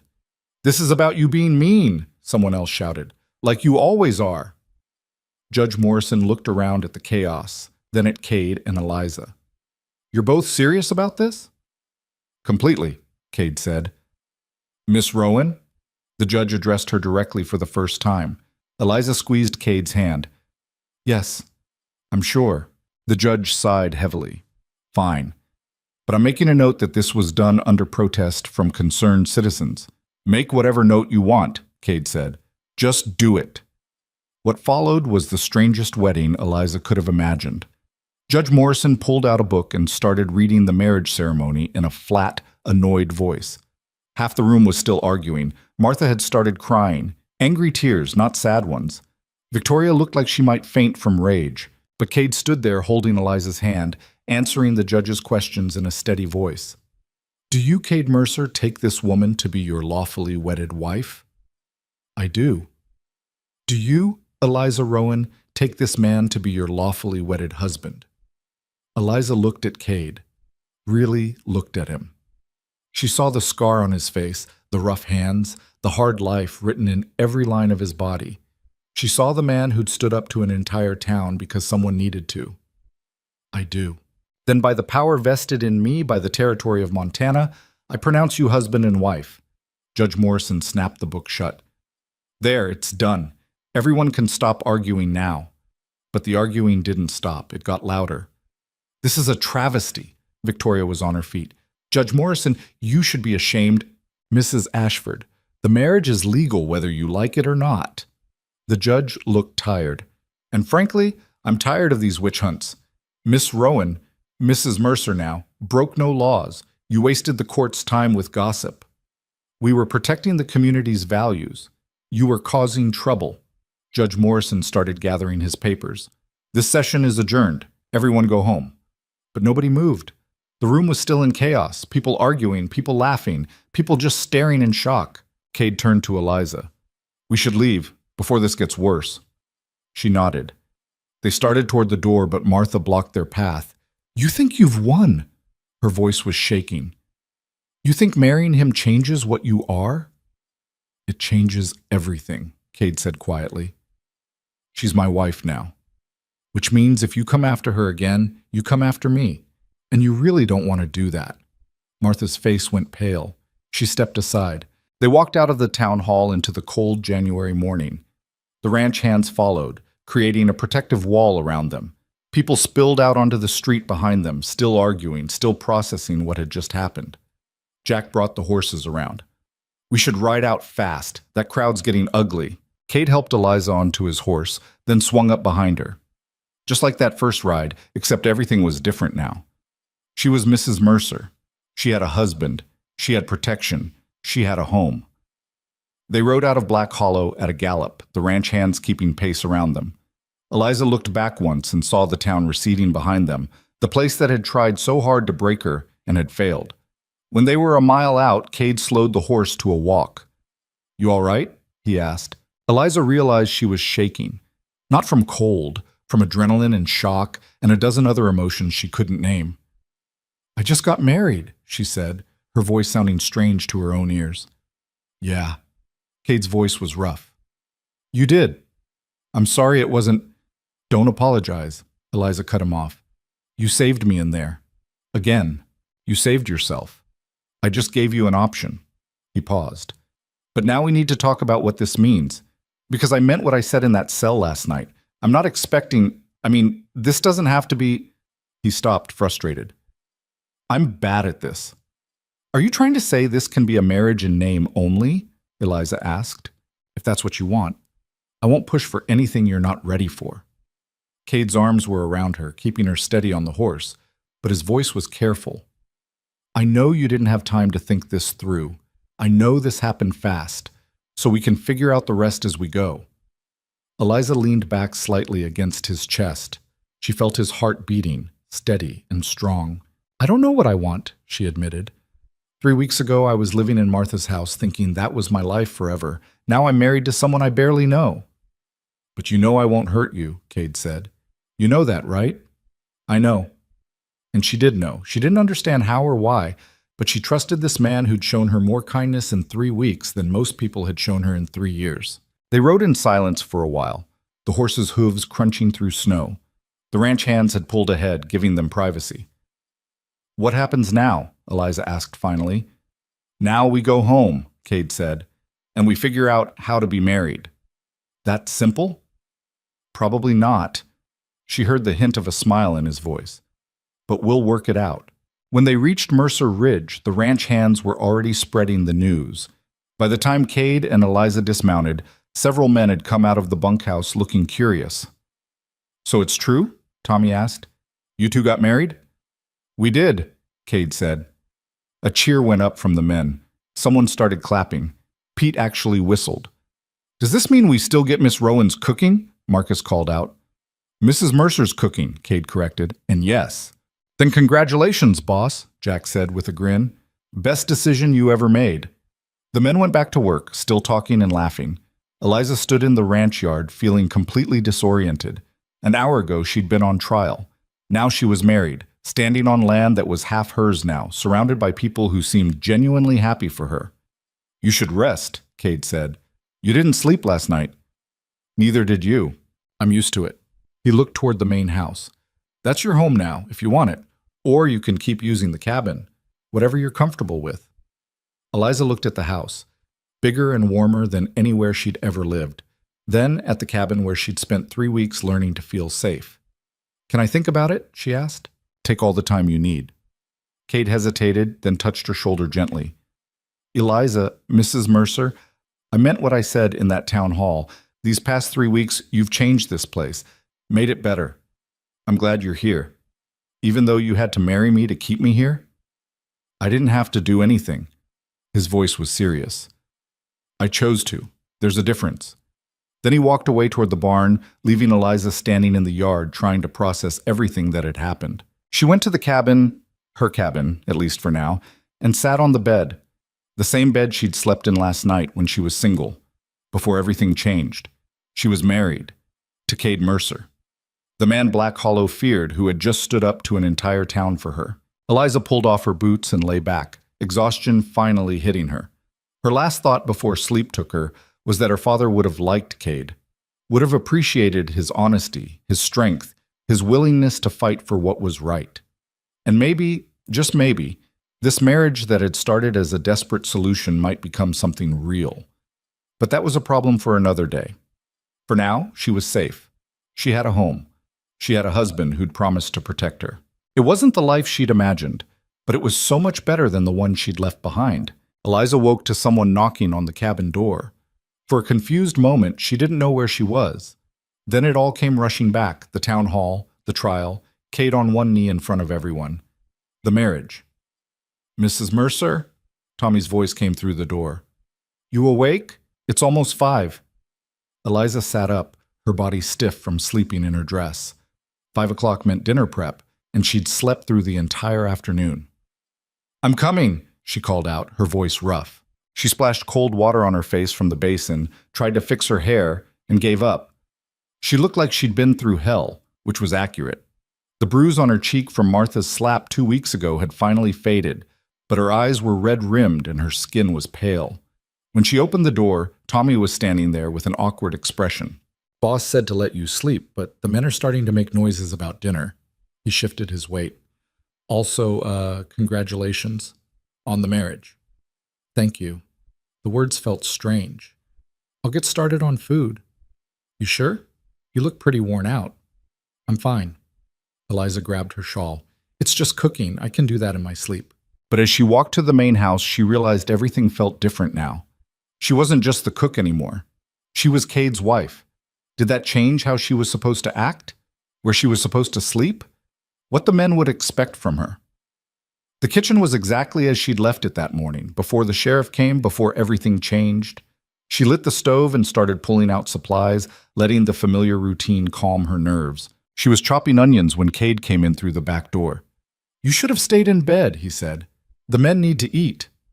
The men can survive 1 meal of beans. Cade leaned against the counter, watching her. You've had a rough day. So have you. Eliza kept chopping, not looking at him. Standing up to the whole town, getting married to someone you barely know, that couldn't have been easy. I've done harder things. He was quiet for a moment. We should probably talk about the practical stuff. Eliza's hands stilled on the knife. All right. You can move into the house if you want. There's a spare bedroom upstairs. Used to be my father's room before he died. It's bigger than the cabin, has a real fireplace. Cade paused. Or you can stay in the cabin. Whatever makes you comfortable. And you? Eliza forced herself to look at him. Where do you sleep? My room's downstairs. Has been for years. His expression was carefully neutral. I'm not expecting you to, we don't have to share a bed, Eliza finished. Right, Cade cleared his throat. This is awkward. Despite everything, Eliza almost smiled. A little. Look, I know what I said in town, that I wanted you here, that you'd changed the ranch. All that was true. Cade ran a hand through his hair, frustrated. But I also know you married me because it was the only way out of that situation. I'm not going to hold you to expectations you never agreed to. Eliza set down the knife. What if I don't know what I agreed to? Then we figure it out together. Cade met her eyes. I'm not good at this. Never been married, never planned to be. But I meant the vows I said today. You're my wife, which means you're under my protection. It means this ranch is your home. It means nobody gets to hurt you without going through me first. He paused. Everything else, we can take as slow as you need. What do you want? Eliza asked. From this marriage? Cade was quiet for a long time. Honestly, I don't know. A month ago, I would have said I wanted to be left alone to run my ranch. Then you showed up and turned my kitchen into something that smelled like home, and I realized maybe being alone wasn't as good as I thought it was. He looked down at his hands. I'm not going to lie and say I don't find you attractive, or that I haven't thought about what it might be like if this marriage was real in every sense. But wanting something and demanding it are different things. Sheets. Eliza's face burned. No one had ever talked to her this directly before. I need time, she said quietly. You've got it. Cade pushed away from the counter. Take the upstairs bedroom. I'll have the men move your things from the cabin tomorrow. For tonight, just know you're safe here. That's all that matters. He left before she could respond. Eliza stood in the kitchen for a moment, trying to process the conversation. Then she went back to cooking because at least that made sense. Dinner was quieter than usual. The men ate her beef stew and cornbread with their normal enthusiasm, but there was an awkward edge to the conversation. They kept glancing at Eliza, then at Cade, clearly unsure how to act now that the dynamic had changed. Finally, Jack cleared his throat. So, boss, you planning any kind of celebration? For the wedding? No, Cade said flatly. Most folks have a party or something, Tommy offered. Most folks don't get married to escape a lynch mob, Cade said. We're not celebrating. Eliza felt a pang at that. He was right, of course. This wasn't a normal wedding, but it still stung to hear it said so bluntly. After dinner, she cleaned up while the men played cards in the corner. Cade helped her carry dishes to the kitchen, not saying much. When everything was done, he walked her to the main house. Upstairs, second door on the left, he said. There's firewood already laid. I'll get it started for you. The bedroom was bigger than her entire space at Martha's house. A real bed with a thick mattress, a wardrobe, a dresser, a fireplace that Cade lit with practiced efficiency, windows that looked out over the ranch. Her bag from the cabin was already sitting by the door. Tommy brought it over, Cade explained. Figured you'd want your things. Thank you. Cade lingered in the doorway. If you need anything, I'm downstairs, first door past the kitchen. Cade? Eliza stopped him before he could leave. What you did today? In town. That was the bravest thing I've ever seen. His expression softened slightly. You survived 3 years with Martha Rowan and kept your kindness intact. That's braver. Then he was gone, closing the door quietly behind him. Eliza sat on the bed, her bed now, and tried to believe this was real, that she was married, that she lived in this house, that the man downstairs had stood up to an entire town for her. She changed into her nightgown, climbed under the thick quilts, and lay there staring at the ceiling. The bed was comfortable. The room was warm. She was safer than she'd been in years. So why did she feel so alone? The first week of marriage was strange. Eliza cooked, cleaned, and managed the household like she had before. But now she slept in the main house, in a room that was clearly meant to be hers. Cade was unfailingly polite, saying good morning, asking how she slept, thanking her for meals.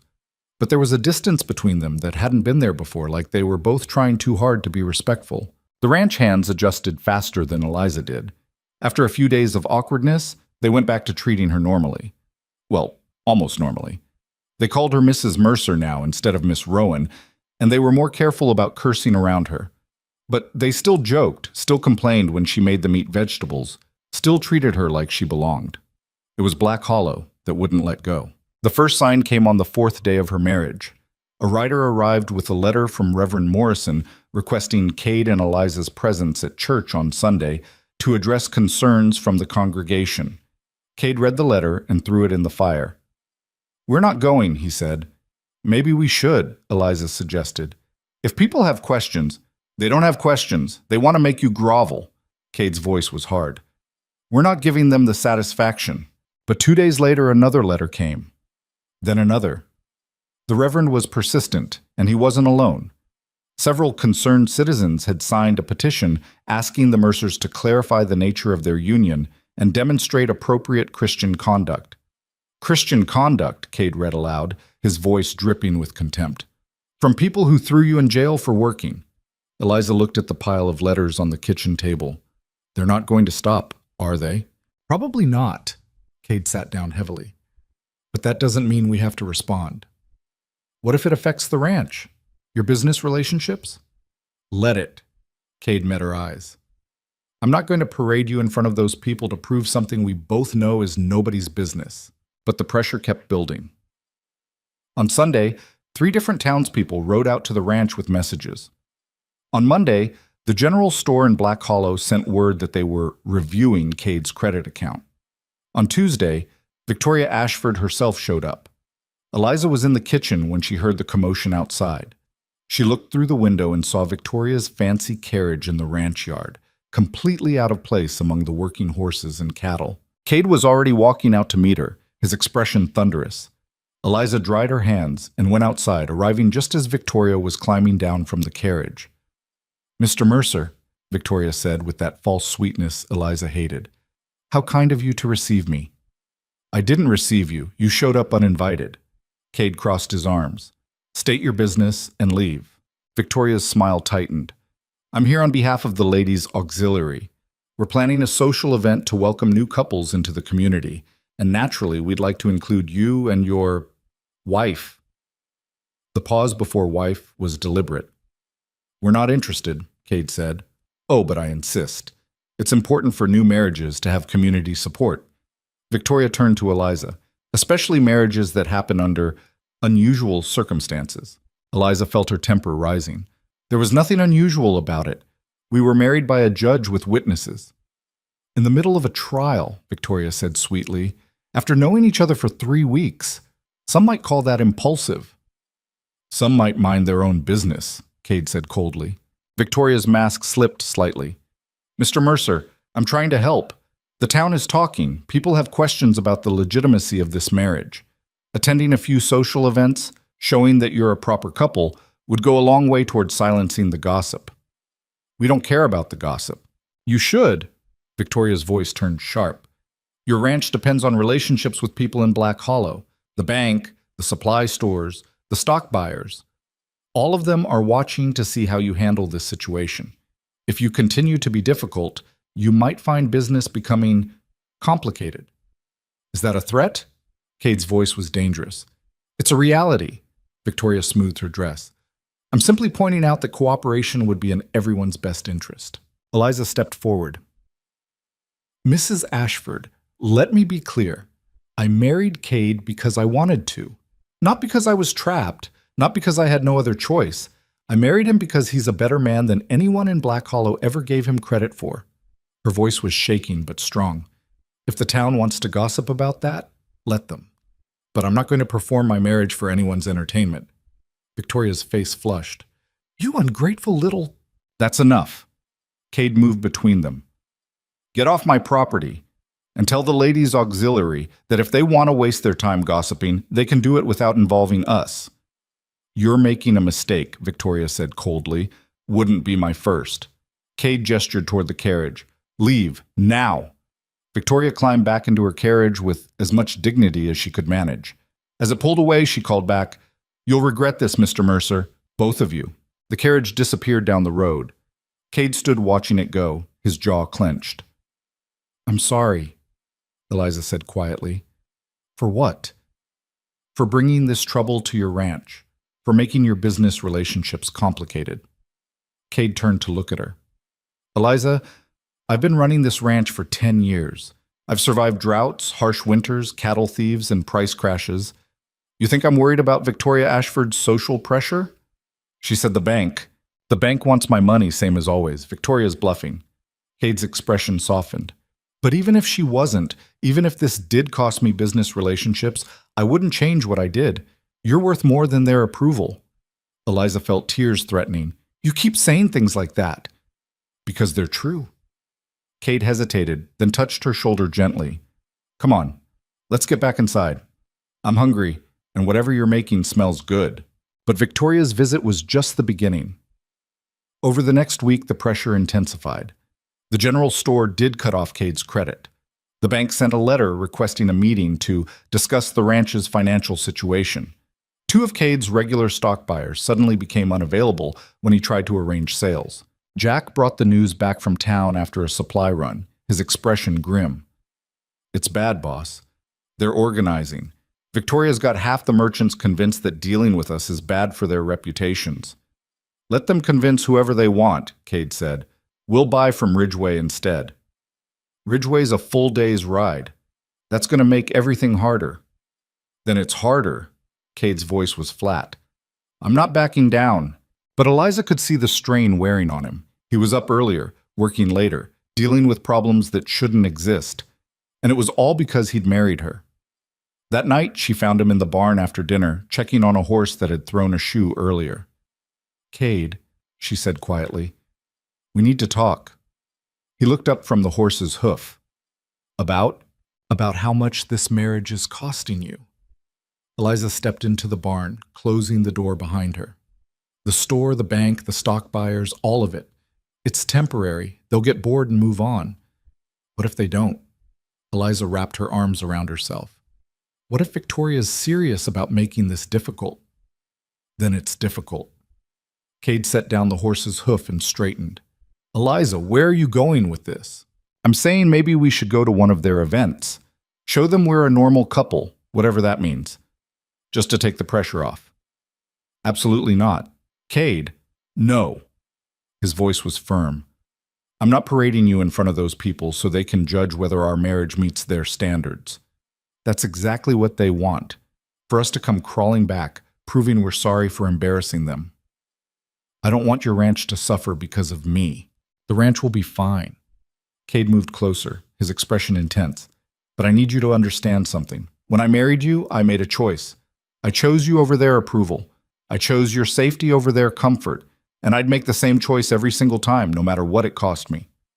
Eliza felt something crack open in her chest. Why? Because you deserve someone who chooses you. Cade's voice was rough.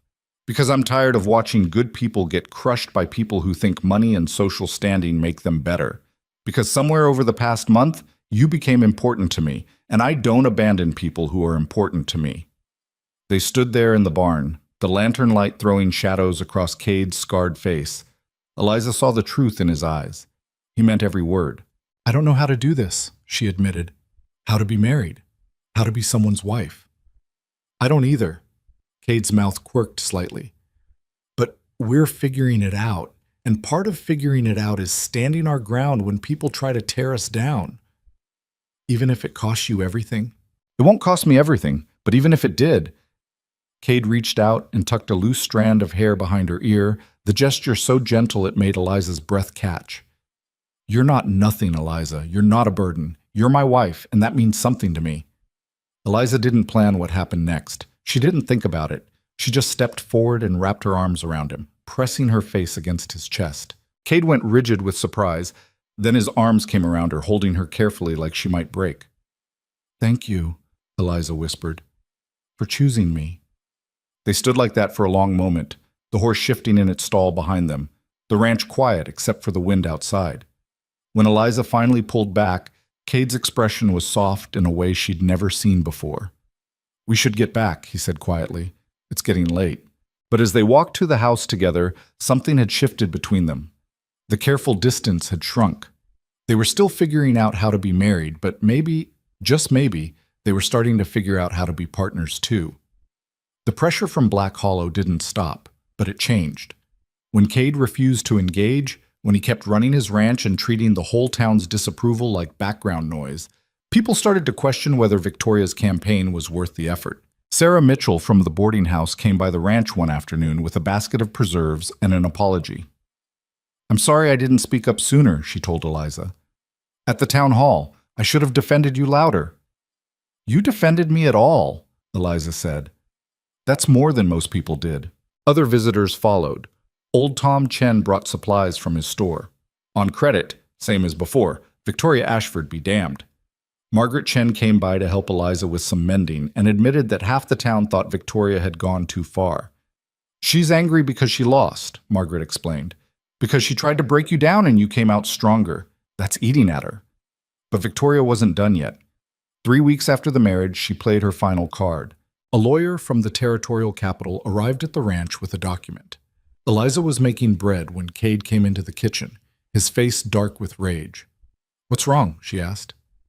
"Victoria filed a complaint with the territorial government. She's claiming our marriage is fraudulent, that it was entered into solely to avoid legal consequences and should be annulled." Eliza's hands went still in the dough. "Can she do that?" "She can try." Cade threw the document on the table. "The territorial court is reviewing it. We might have to go to Helena to defend the marriage in front of a judge." "When?" "Next month, maybe sooner." Cade's voice was tight with controlled fury. "She's not letting this go." Eliza wiped her hands on her apron and picked up the document. The legal language was dense, but the core argument was clear. The marriage had been hasty, unconventional, and motivated by improper purposes. Victoria was asking the court to declare it invalid. "What happens if they annul it?" Eliza asked quietly. "You'd go back to being unmarried. Legally speaking, we'd never have been married at all." Cade met her eyes. "And you'd have no legal protection from another complaint. They could come after you again, and I couldn't stop them." Eliza set down the document. "Then we fight it. It's going to be ugly. They'll ask questions about our relationship, our living arrangements, whether the marriage is—" Cade paused. "Consummated." Eliza's face burned. "Oh, which it's not. Which they'll use as evidence the marriage isn't real." Cade ran a hand through his hair, frustrated. "I didn't think about that when I proposed. I was just trying to protect you. Now it might backfire." They stood in the kitchen, the bread dough forgotten, facing the reality of what they'd gotten into. "So what do we do?" Eliza asked. Cade looked at her for a long moment. "We tell the truth. That we married to solve a legal problem, yes. But that we've built something real since then. That this marriage might have started as a solution, but it's become more than that." "Has it?" Eliza's voice was barely a whisper. Cade moved closer. "For me it has. You're not just the cook anymore, Eliza. You're not just someone I'm protecting. You're—" He stopped, searching for words. "You're the person I look for in the morning, the person whose opinion I care about, the person who makes this house feel like more than just a place I sleep." Eliza's heart was hammering. "Cade, I'm not asking you to feel the same way," he said quickly. "I know this is complicated, but when we go to Helena, when they ask if this marriage is real, I need you to know that for me it is, completely." Eliza looked at this man who'd defended her, married her, stood against an entire town for her. She thought about the past month, the easy conversations at dinner, the way he always made sure she had enough firewood, the way he listened when she talked about her father. She thought about how the distance between them had been shrinking day by day until she'd started looking forward to seeing him. "It's real for me too," she admitted. "I didn't expect it to be, but it is." Something shifted in Cade's expression. "Then we fight this together, and we win." He reached for her hand, and this time when their fingers intertwined, it didn't feel awkward or uncertain. It felt right. Outside, the Montana winter was getting harsher. But inside the ranch house, something warm was growing between two people who'd married as strangers and were slowly becoming something more. Victoria Ashford might be trying to destroy them. The town might still be gossiping, but Cade and Eliza were done caring what Black Hollow thought. They had each other now. And that was enough. The night after they decided to fight together, Eliza couldn't sleep. She kept thinking about the hearing in Helena, about standing in front of a judge and having to prove her marriage was real, about the questions they'd ask, the things she'd have to admit or deny. Around midnight, she gave up and went downstairs to make tea. She was surprised to find a light still burning in Cade's room. She knocked softly. "You awake?" The door opened. Cade was still fully dressed, papers spread across his desk. "Can't sleep either?" "Keeps running through my head. What they'll ask, what we'll say." Cade stepped back, letting her into his room. It was sparse. A bed, a desk, a wardrobe. Nothing decorative, nothing soft, just the essentials for a man who'd spent most of his life working. "I've been writing down everything," he said, gesturing to the papers. "Timeline of when we met. when you started working here, when we got married. Figured we should have our story straight. Eliza sat in the chair by his desk. What if our story isn't good enough? What if they decide it doesn't matter that we care about each other now because we didn't love each other when we married? Then the law's an ass. Cade sat on the edge of his bed facing her. But I don't think it'll come to that. We've got witnesses. The ranch hands can testify we've been building a life together. Sarah Mitchell, Tom Chen, they'll vouch for us. Against Victoria Ashford's lawyer? Against whatever story she's constructed? Yes. Cade's voice was firm. Because our story is true. And hers is spite dressed up as concern. Eliza picked up one of his papers. His handwriting was rough but legible. He'd written down dates, details, even small moments she'd forgotten. The first dinner she'd cooked, the time she'd helped Jack's horse through a difficult birth, the evening she'd taught Tommy how to make proper coffee. You remember all this? She asked. I pay attention. Cade looked almost embarrassed. Especially when something matters. Eliza set down the paper and looked at him directly. Can I ask you something? And will you tell me the truth? Always. Do you regret it? Marrying me? Bringing all this trouble onto yourself? Cade was quiet for a moment. Then he stood and walked to the window, looking out at the dark ranch. When I was 15 and my father died, I was alone. Completely alone. No family, no money, just a piece of land and a lot of debt. His voice was low. I spent the next 12 years building this ranch, and I was proud of it. Proud of doing it myself, of not needing anyone. I told myself being alone was strength. He turned back to face her. Then you showed up at that Christmas social with your elephant cookies, and those women tore into you, and I saw something I'd been pretending not to see for years. That Black Hollow is full of people who mistake cruelty for power. That being alone isn't strength. It's just being alone. Cade, let me finish. He moved closer. These past 2 months with you here have been the best I've had since before my parents died. Not because you cook well, though you do. Not because you make the house cleaner or the men happier, though you do that too. But because for the first time in 12 years, I'm not alone. I'm building something with someone instead of just by myself. Eliza felt tears threatening. I don't know if I'm worth all this trouble. That's the thing, though. You are. Cade crouched down so they were eye level. You survived 3 years with Martha. You kept your kindness even when everyone tried to beat it out of you. You're standing here now, scared but ready to fight anyway. That's worth defending. What if we lose in Helena? Then we lose. But at least we went down swinging. His mouth quirked into almost a smile. Besides, I've been thinking. Even if they annul the marriage, they can't make you leave the ranch. You're my employee, that's legal. We just go back to how things were before, except I'll know I tried everything to protect you. That's not how things were before, Eliza said quietly. No, Cade agreed. It's not. They looked at each other in the lamplight. Eliza thought about all the walls she'd built around herself over the past 3 years, all the ways she'd learned to be small, to not want things, to not hope for more than survival. And she thought about how Cade had been gently dismantling those walls since the moment he'd defended her cookies. I should let you sleep, she said, standing up. Cade stood too. Eliza, wait. She turned back. When we go to Helena, they're going to ask personal questions about our marriage, about whether it's real. He looked uncomfortable. I won't lie, but I also won't say anything that makes you uncomfortable. So if there are things you don't want discussed, tell me now. Eliza understood what he was really asking. I don't want to lie either, but I also don't want to give them ammunition. Then we tell the truth, that we married quickly for legal protection, but we've been building something real since then. That we're partners, even if we're still figuring out what that means. Partners, Eliza repeated. The word felt right. I can work with that. The trip to Helena took 3 days. Cade brought Jack and Tommy as witnesses, and they rode hard through late February cold. Eliza had never been to the territorial capital before. It was bigger than she'd imagined. Actual paved streets, buildings 3 stories tall, people everywhere. The hearing was scheduled for 9 in the morning at the territorial courthouse. Victoria had arrived a day earlier with her lawyer, a sharp-faced man named Thornton, who looked like he'd never smiled in his life. They met outside the courtroom. Victoria was dressed in an expensive traveling suit, her expression triumphant. Mr. Mercer, Mrs. Mercer, if that title lasts the day. Her smile was poisonous. I do hope you're prepared to defend your little arrangement. We're prepared to tell the truth, Cade said evenly. How quaint.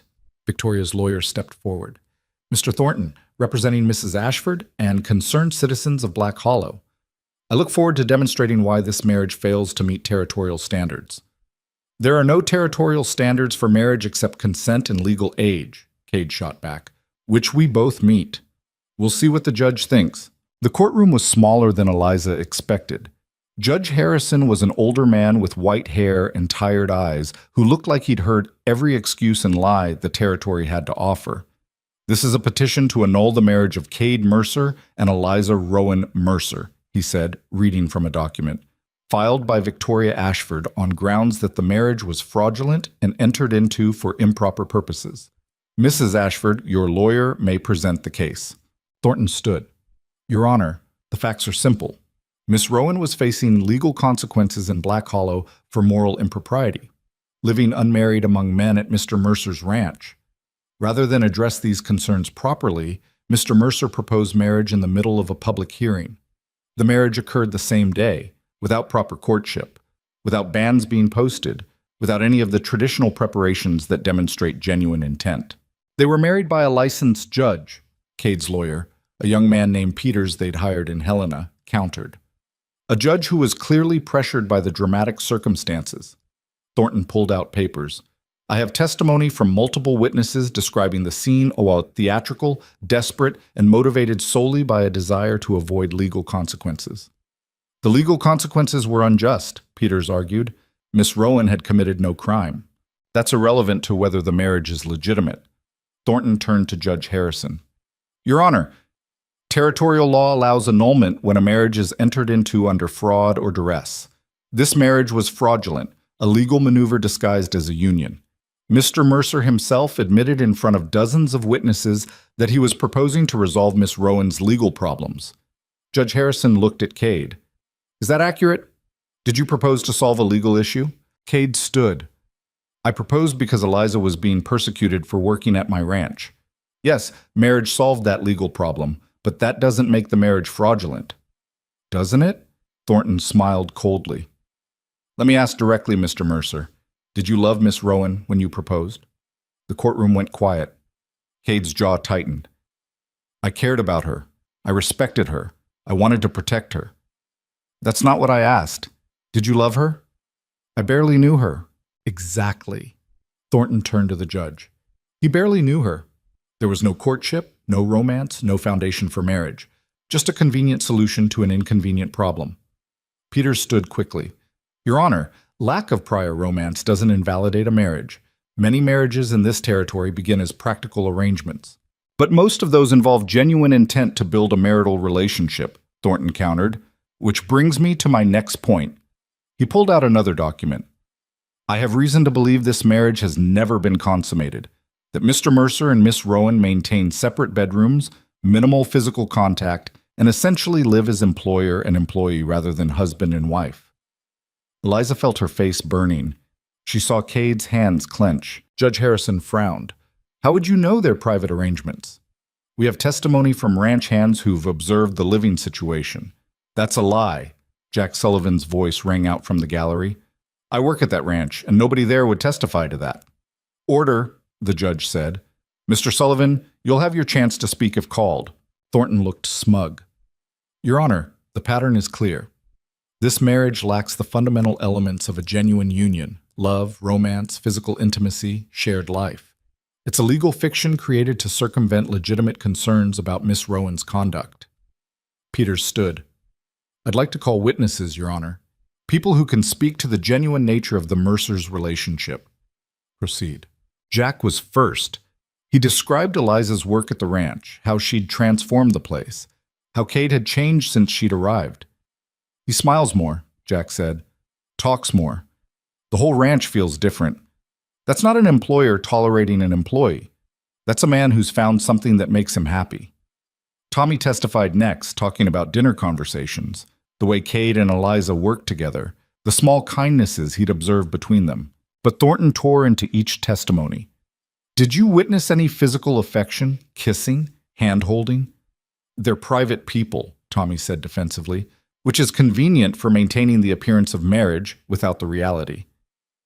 Sarah Mitchell testified by deposition, describing how the marriage had seemed genuine when she'd visited the ranch, but Thornton dismissed it as observation from a distance.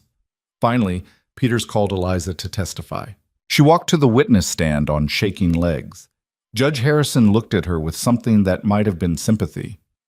"Mrs. Mercer, I'm going to ask you directly.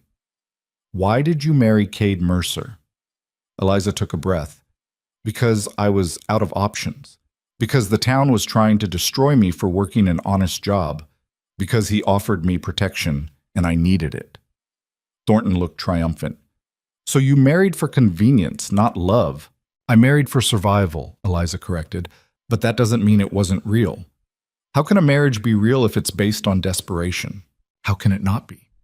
Eliza's voice grew stronger. "I was desperate, yes, but Cade didn't take advantage of that. He offered me a choice. He gave me time to decide. He's kept every promise he made." She looked directly at Thornton. "You want to know if I loved him when we married? No, I barely knew him, but I trusted him. And over the past 2 months, that trust has become something more." "Something more?" Thornton's tone was mocking. "Care to elaborate?" Eliza glanced at Cade. He was watching her intently, his expression unreadable. "He's become my partner," she said quietly. "Someone I look forward to seeing, someone whose opinion matters to me, someone I care about." She paused. "Maybe that's not the romance you think a marriage needs, but it's real, it's honest, and it's growing into something stronger every day." "Yet you maintain separate bedrooms." "Yes." "You don't share physical intimacy." Eliza's face burned, but she held her ground. "That's none of your business." "It's absolutely my business when determining if this marriage is legitimate." Judge Harrison intervened. "Mr. Thornton, I'll decide what's relevant. Mrs. Mercer has answered your question." Thornton pressed on. "Mrs. Mercer, if this marriage were annulled today, what would you do?" "I keep working at the ranch. Cade already said I could." "So nothing would change?" "Everything would change." Eliza's voice was firm. "I'd lose the legal protection of being his wife. I'd lose the partnership we've built. I'd lose the future we're starting to imagine together." She looked at Cade again. "I don't want to lose that." Thornton sat down, looking satisfied. "No further questions." Peters stood for redirect. "Mrs. Mercer, in your own words, is this marriage real to you?" "Yes." "Do you consider Cade Mercer your husband?" "Yes." "Do you intend to build a life with him?" Eliza thought about the ranch, about the kitchen that had become hers, about the man who'd stood against an entire town for her. "Yes, I do." Finally, Cade was called to testify. He walked to the stand with that same quiet confidence Eliza had seen him use with difficult horses and stubborn cattle. Peters asked the basic questions first: when they met, why he'd hired her, why he'd proposed. Then Thornton stood for cross-examination. "Mr. Mercer, you're a wealthy man by the standards of Black Hollow, correct?" "I do all right." "You own a 1,000-acre ranch, employ 20 men, have significant assets. What's your point?" "My point is that you had options. If you wanted to help Miss Rowan, you could have given her money, helped her relocate to another town, provided assistance without marriage. Why didn't you?" Cade was quiet for a moment. "Because money wouldn't have stopped them. Another town wouldn't have been far enough. They'd already decided Eliza was guilty of something, and they weren't going to let it go. So you married her as a defensive tactic." "I married her because it was the only way to make them back off, and because—" Cade stopped, then continued, "because I wanted to." "You wanted to marry a woman you barely knew?" "I knew enough. I'd watched her for 3 years. I'd seen how she survived things that would have broken other people. I'd seen her kindness, her strength, her determination." Cade's voice was steady.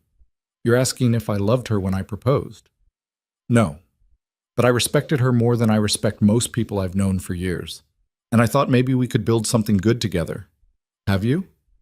"Yes." "Yet you maintain separate living quarters." "We're figuring things out at our own pace."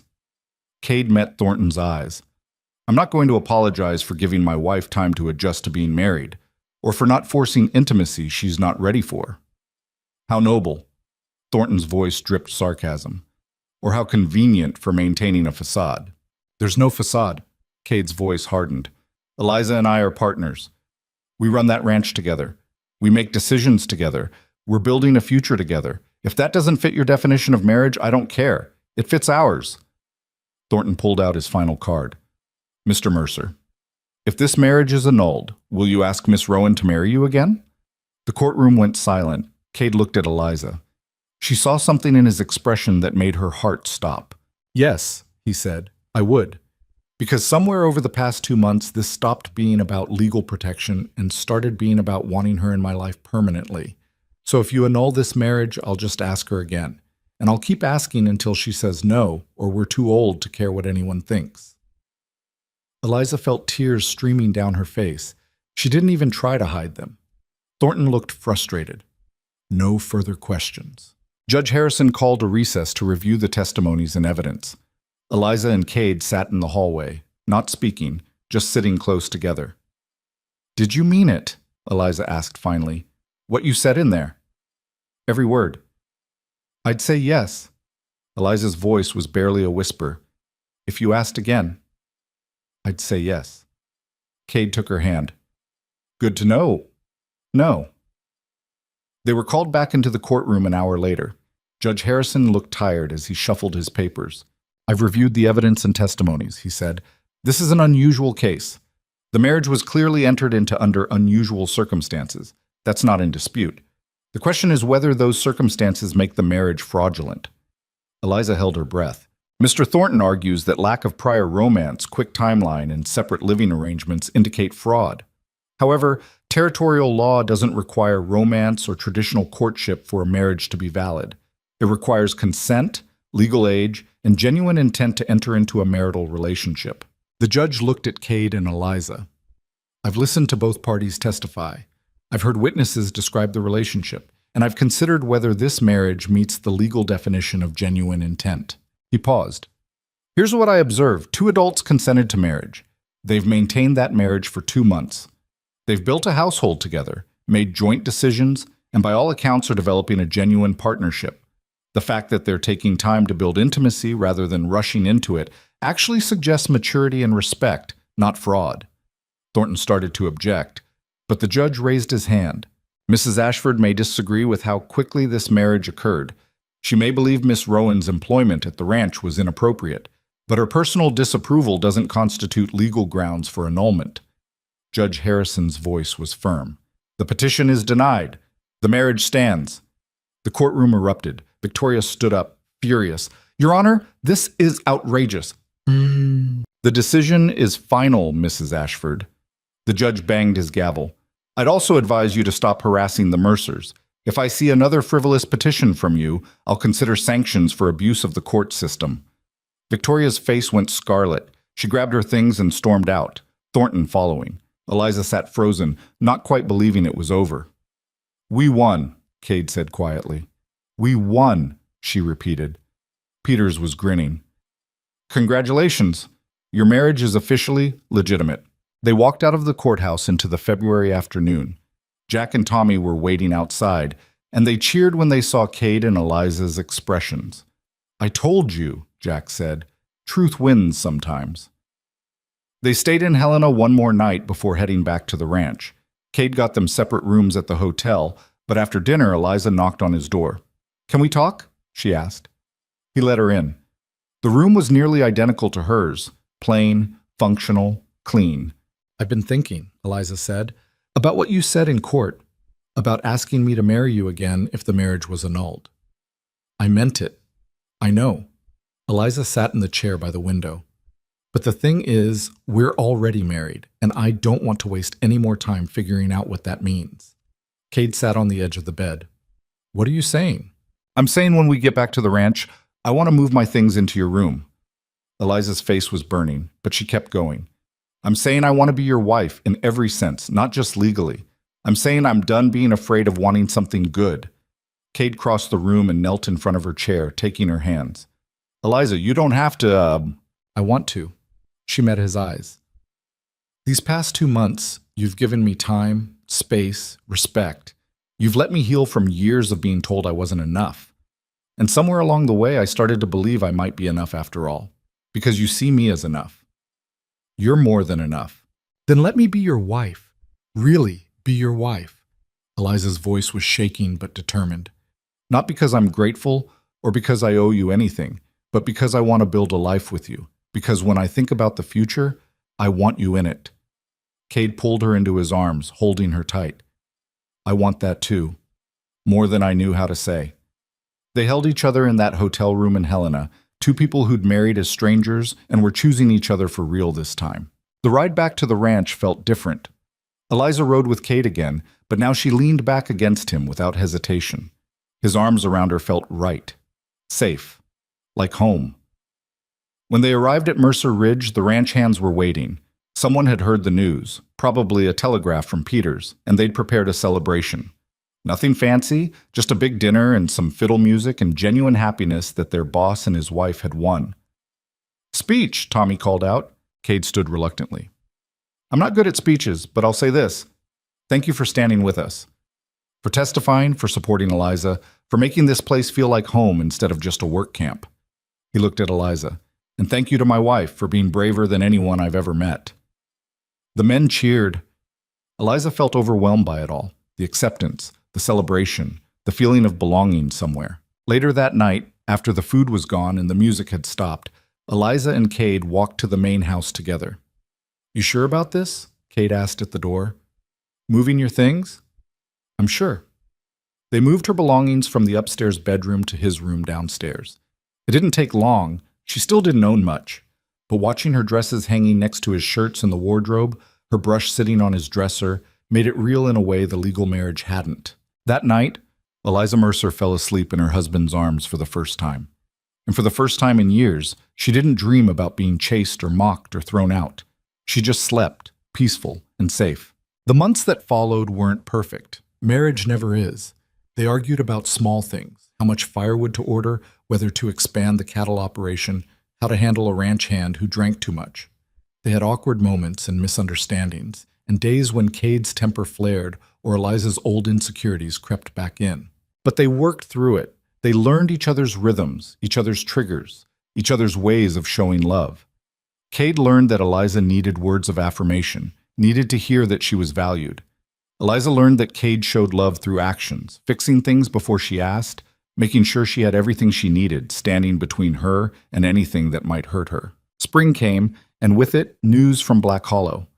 Victoria Ashford had moved to Denver, apparently finding the town too small for her ambitions once she'd lost her social dominance. Martha had sold the house and moved in with a cousin in another territory. The town that had tried so hard to break Eliza down had essentially moved on, finding new targets for their gossip.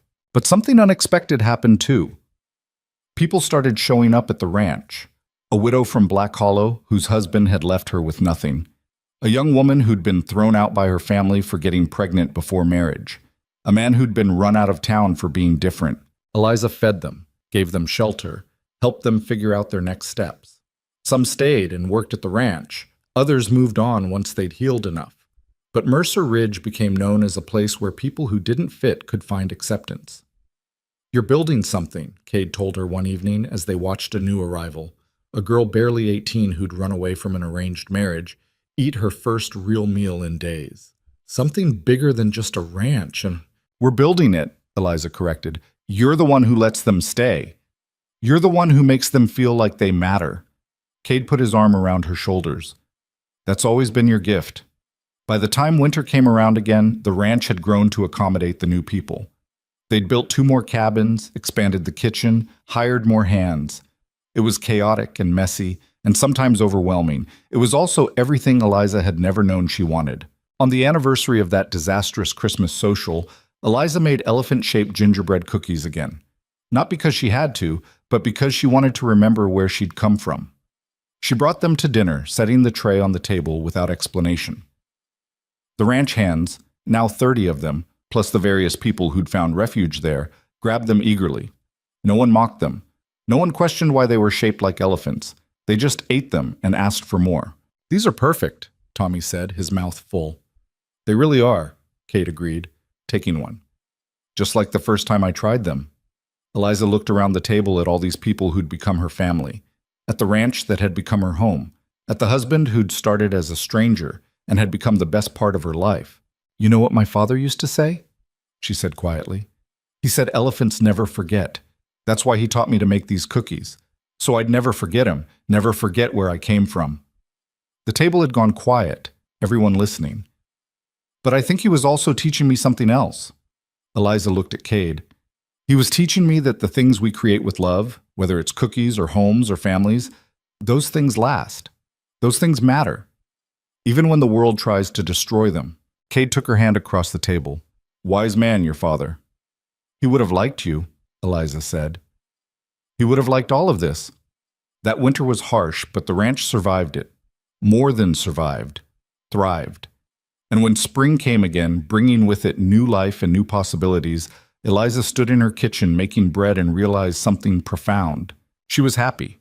Not the cautious, temporary happiness of someone waiting for the other shoe to drop, but deep, real happiness. The kind that comes from knowing you've found your place in the world. The kind that comes from being chosen by someone who sees all of you and decides you're worth fighting for. Years later, people in Montana Territory would tell stories about Mercer Ridge, about how it became a refuge for people who didn't fit anywhere else, about the woman who'd been mocked for her cookies and built an empire of kindness, about the rancher who'd married her to save her and ended up being saved himself. But Eliza never thought of it as a story. She thought of it as a life, messy and imperfect and hard-won. A life built on the foundation of two people who'd started as strangers, became partners out of necessity, and chose to become lovers out of genuine affection. Sometimes Cade would find her standing at the window, looking out over the ranch, and he'd ask what she was thinking about.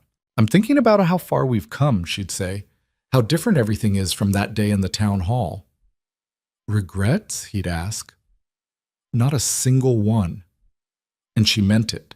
Because the truth Eliza had learned, the truth that her father's elephant cookies had been trying to teach her all along, was that the things people mock you for, the things that make you different, those are often the things that save you in the end.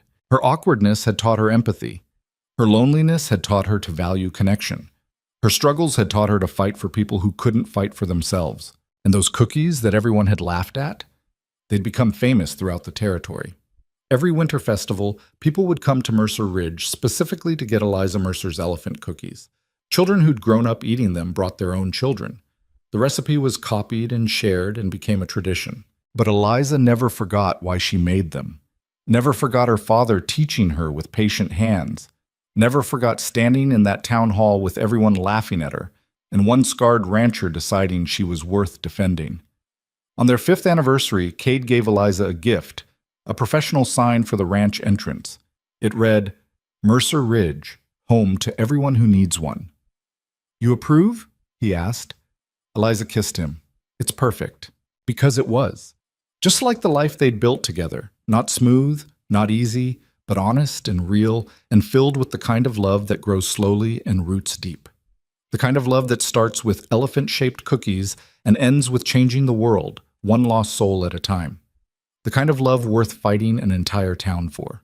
And as Eliza stood on her porch, watching the sun set over the ranch with her husband's arm around her shoulders, she understood something her younger self never could have imagined. Sometimes the people who break you open are the same ones who help you rebuild stronger. Sometimes the worst day of your life leads to the best years. Sometimes the marriage you enter out of desperation becomes the love story you never knew you needed. And sometimes, just sometimes, the girl everyone said wasn't enough becomes exactly who she was always meant to be. Not despite her struggles, but because of them. Not in spite of being different, but because of it. Not by changing who she was, but by finding someone who loved who she was.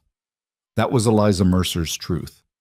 And it was written in every cookie she baked, every person she sheltered, every day she chose to build instead of break.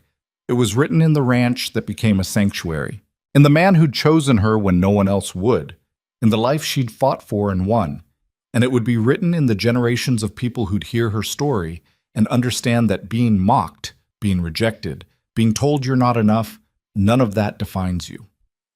What defines you is what you build after the world tries to tear you down. What defines you is who you choose to become when you finally have the freedom to choose. And Eliza Mercer had chosen love, chosen kindness, chosen to use her pain to prevent others from hurting the same way. That was her legacy. That was her victory. That was enough.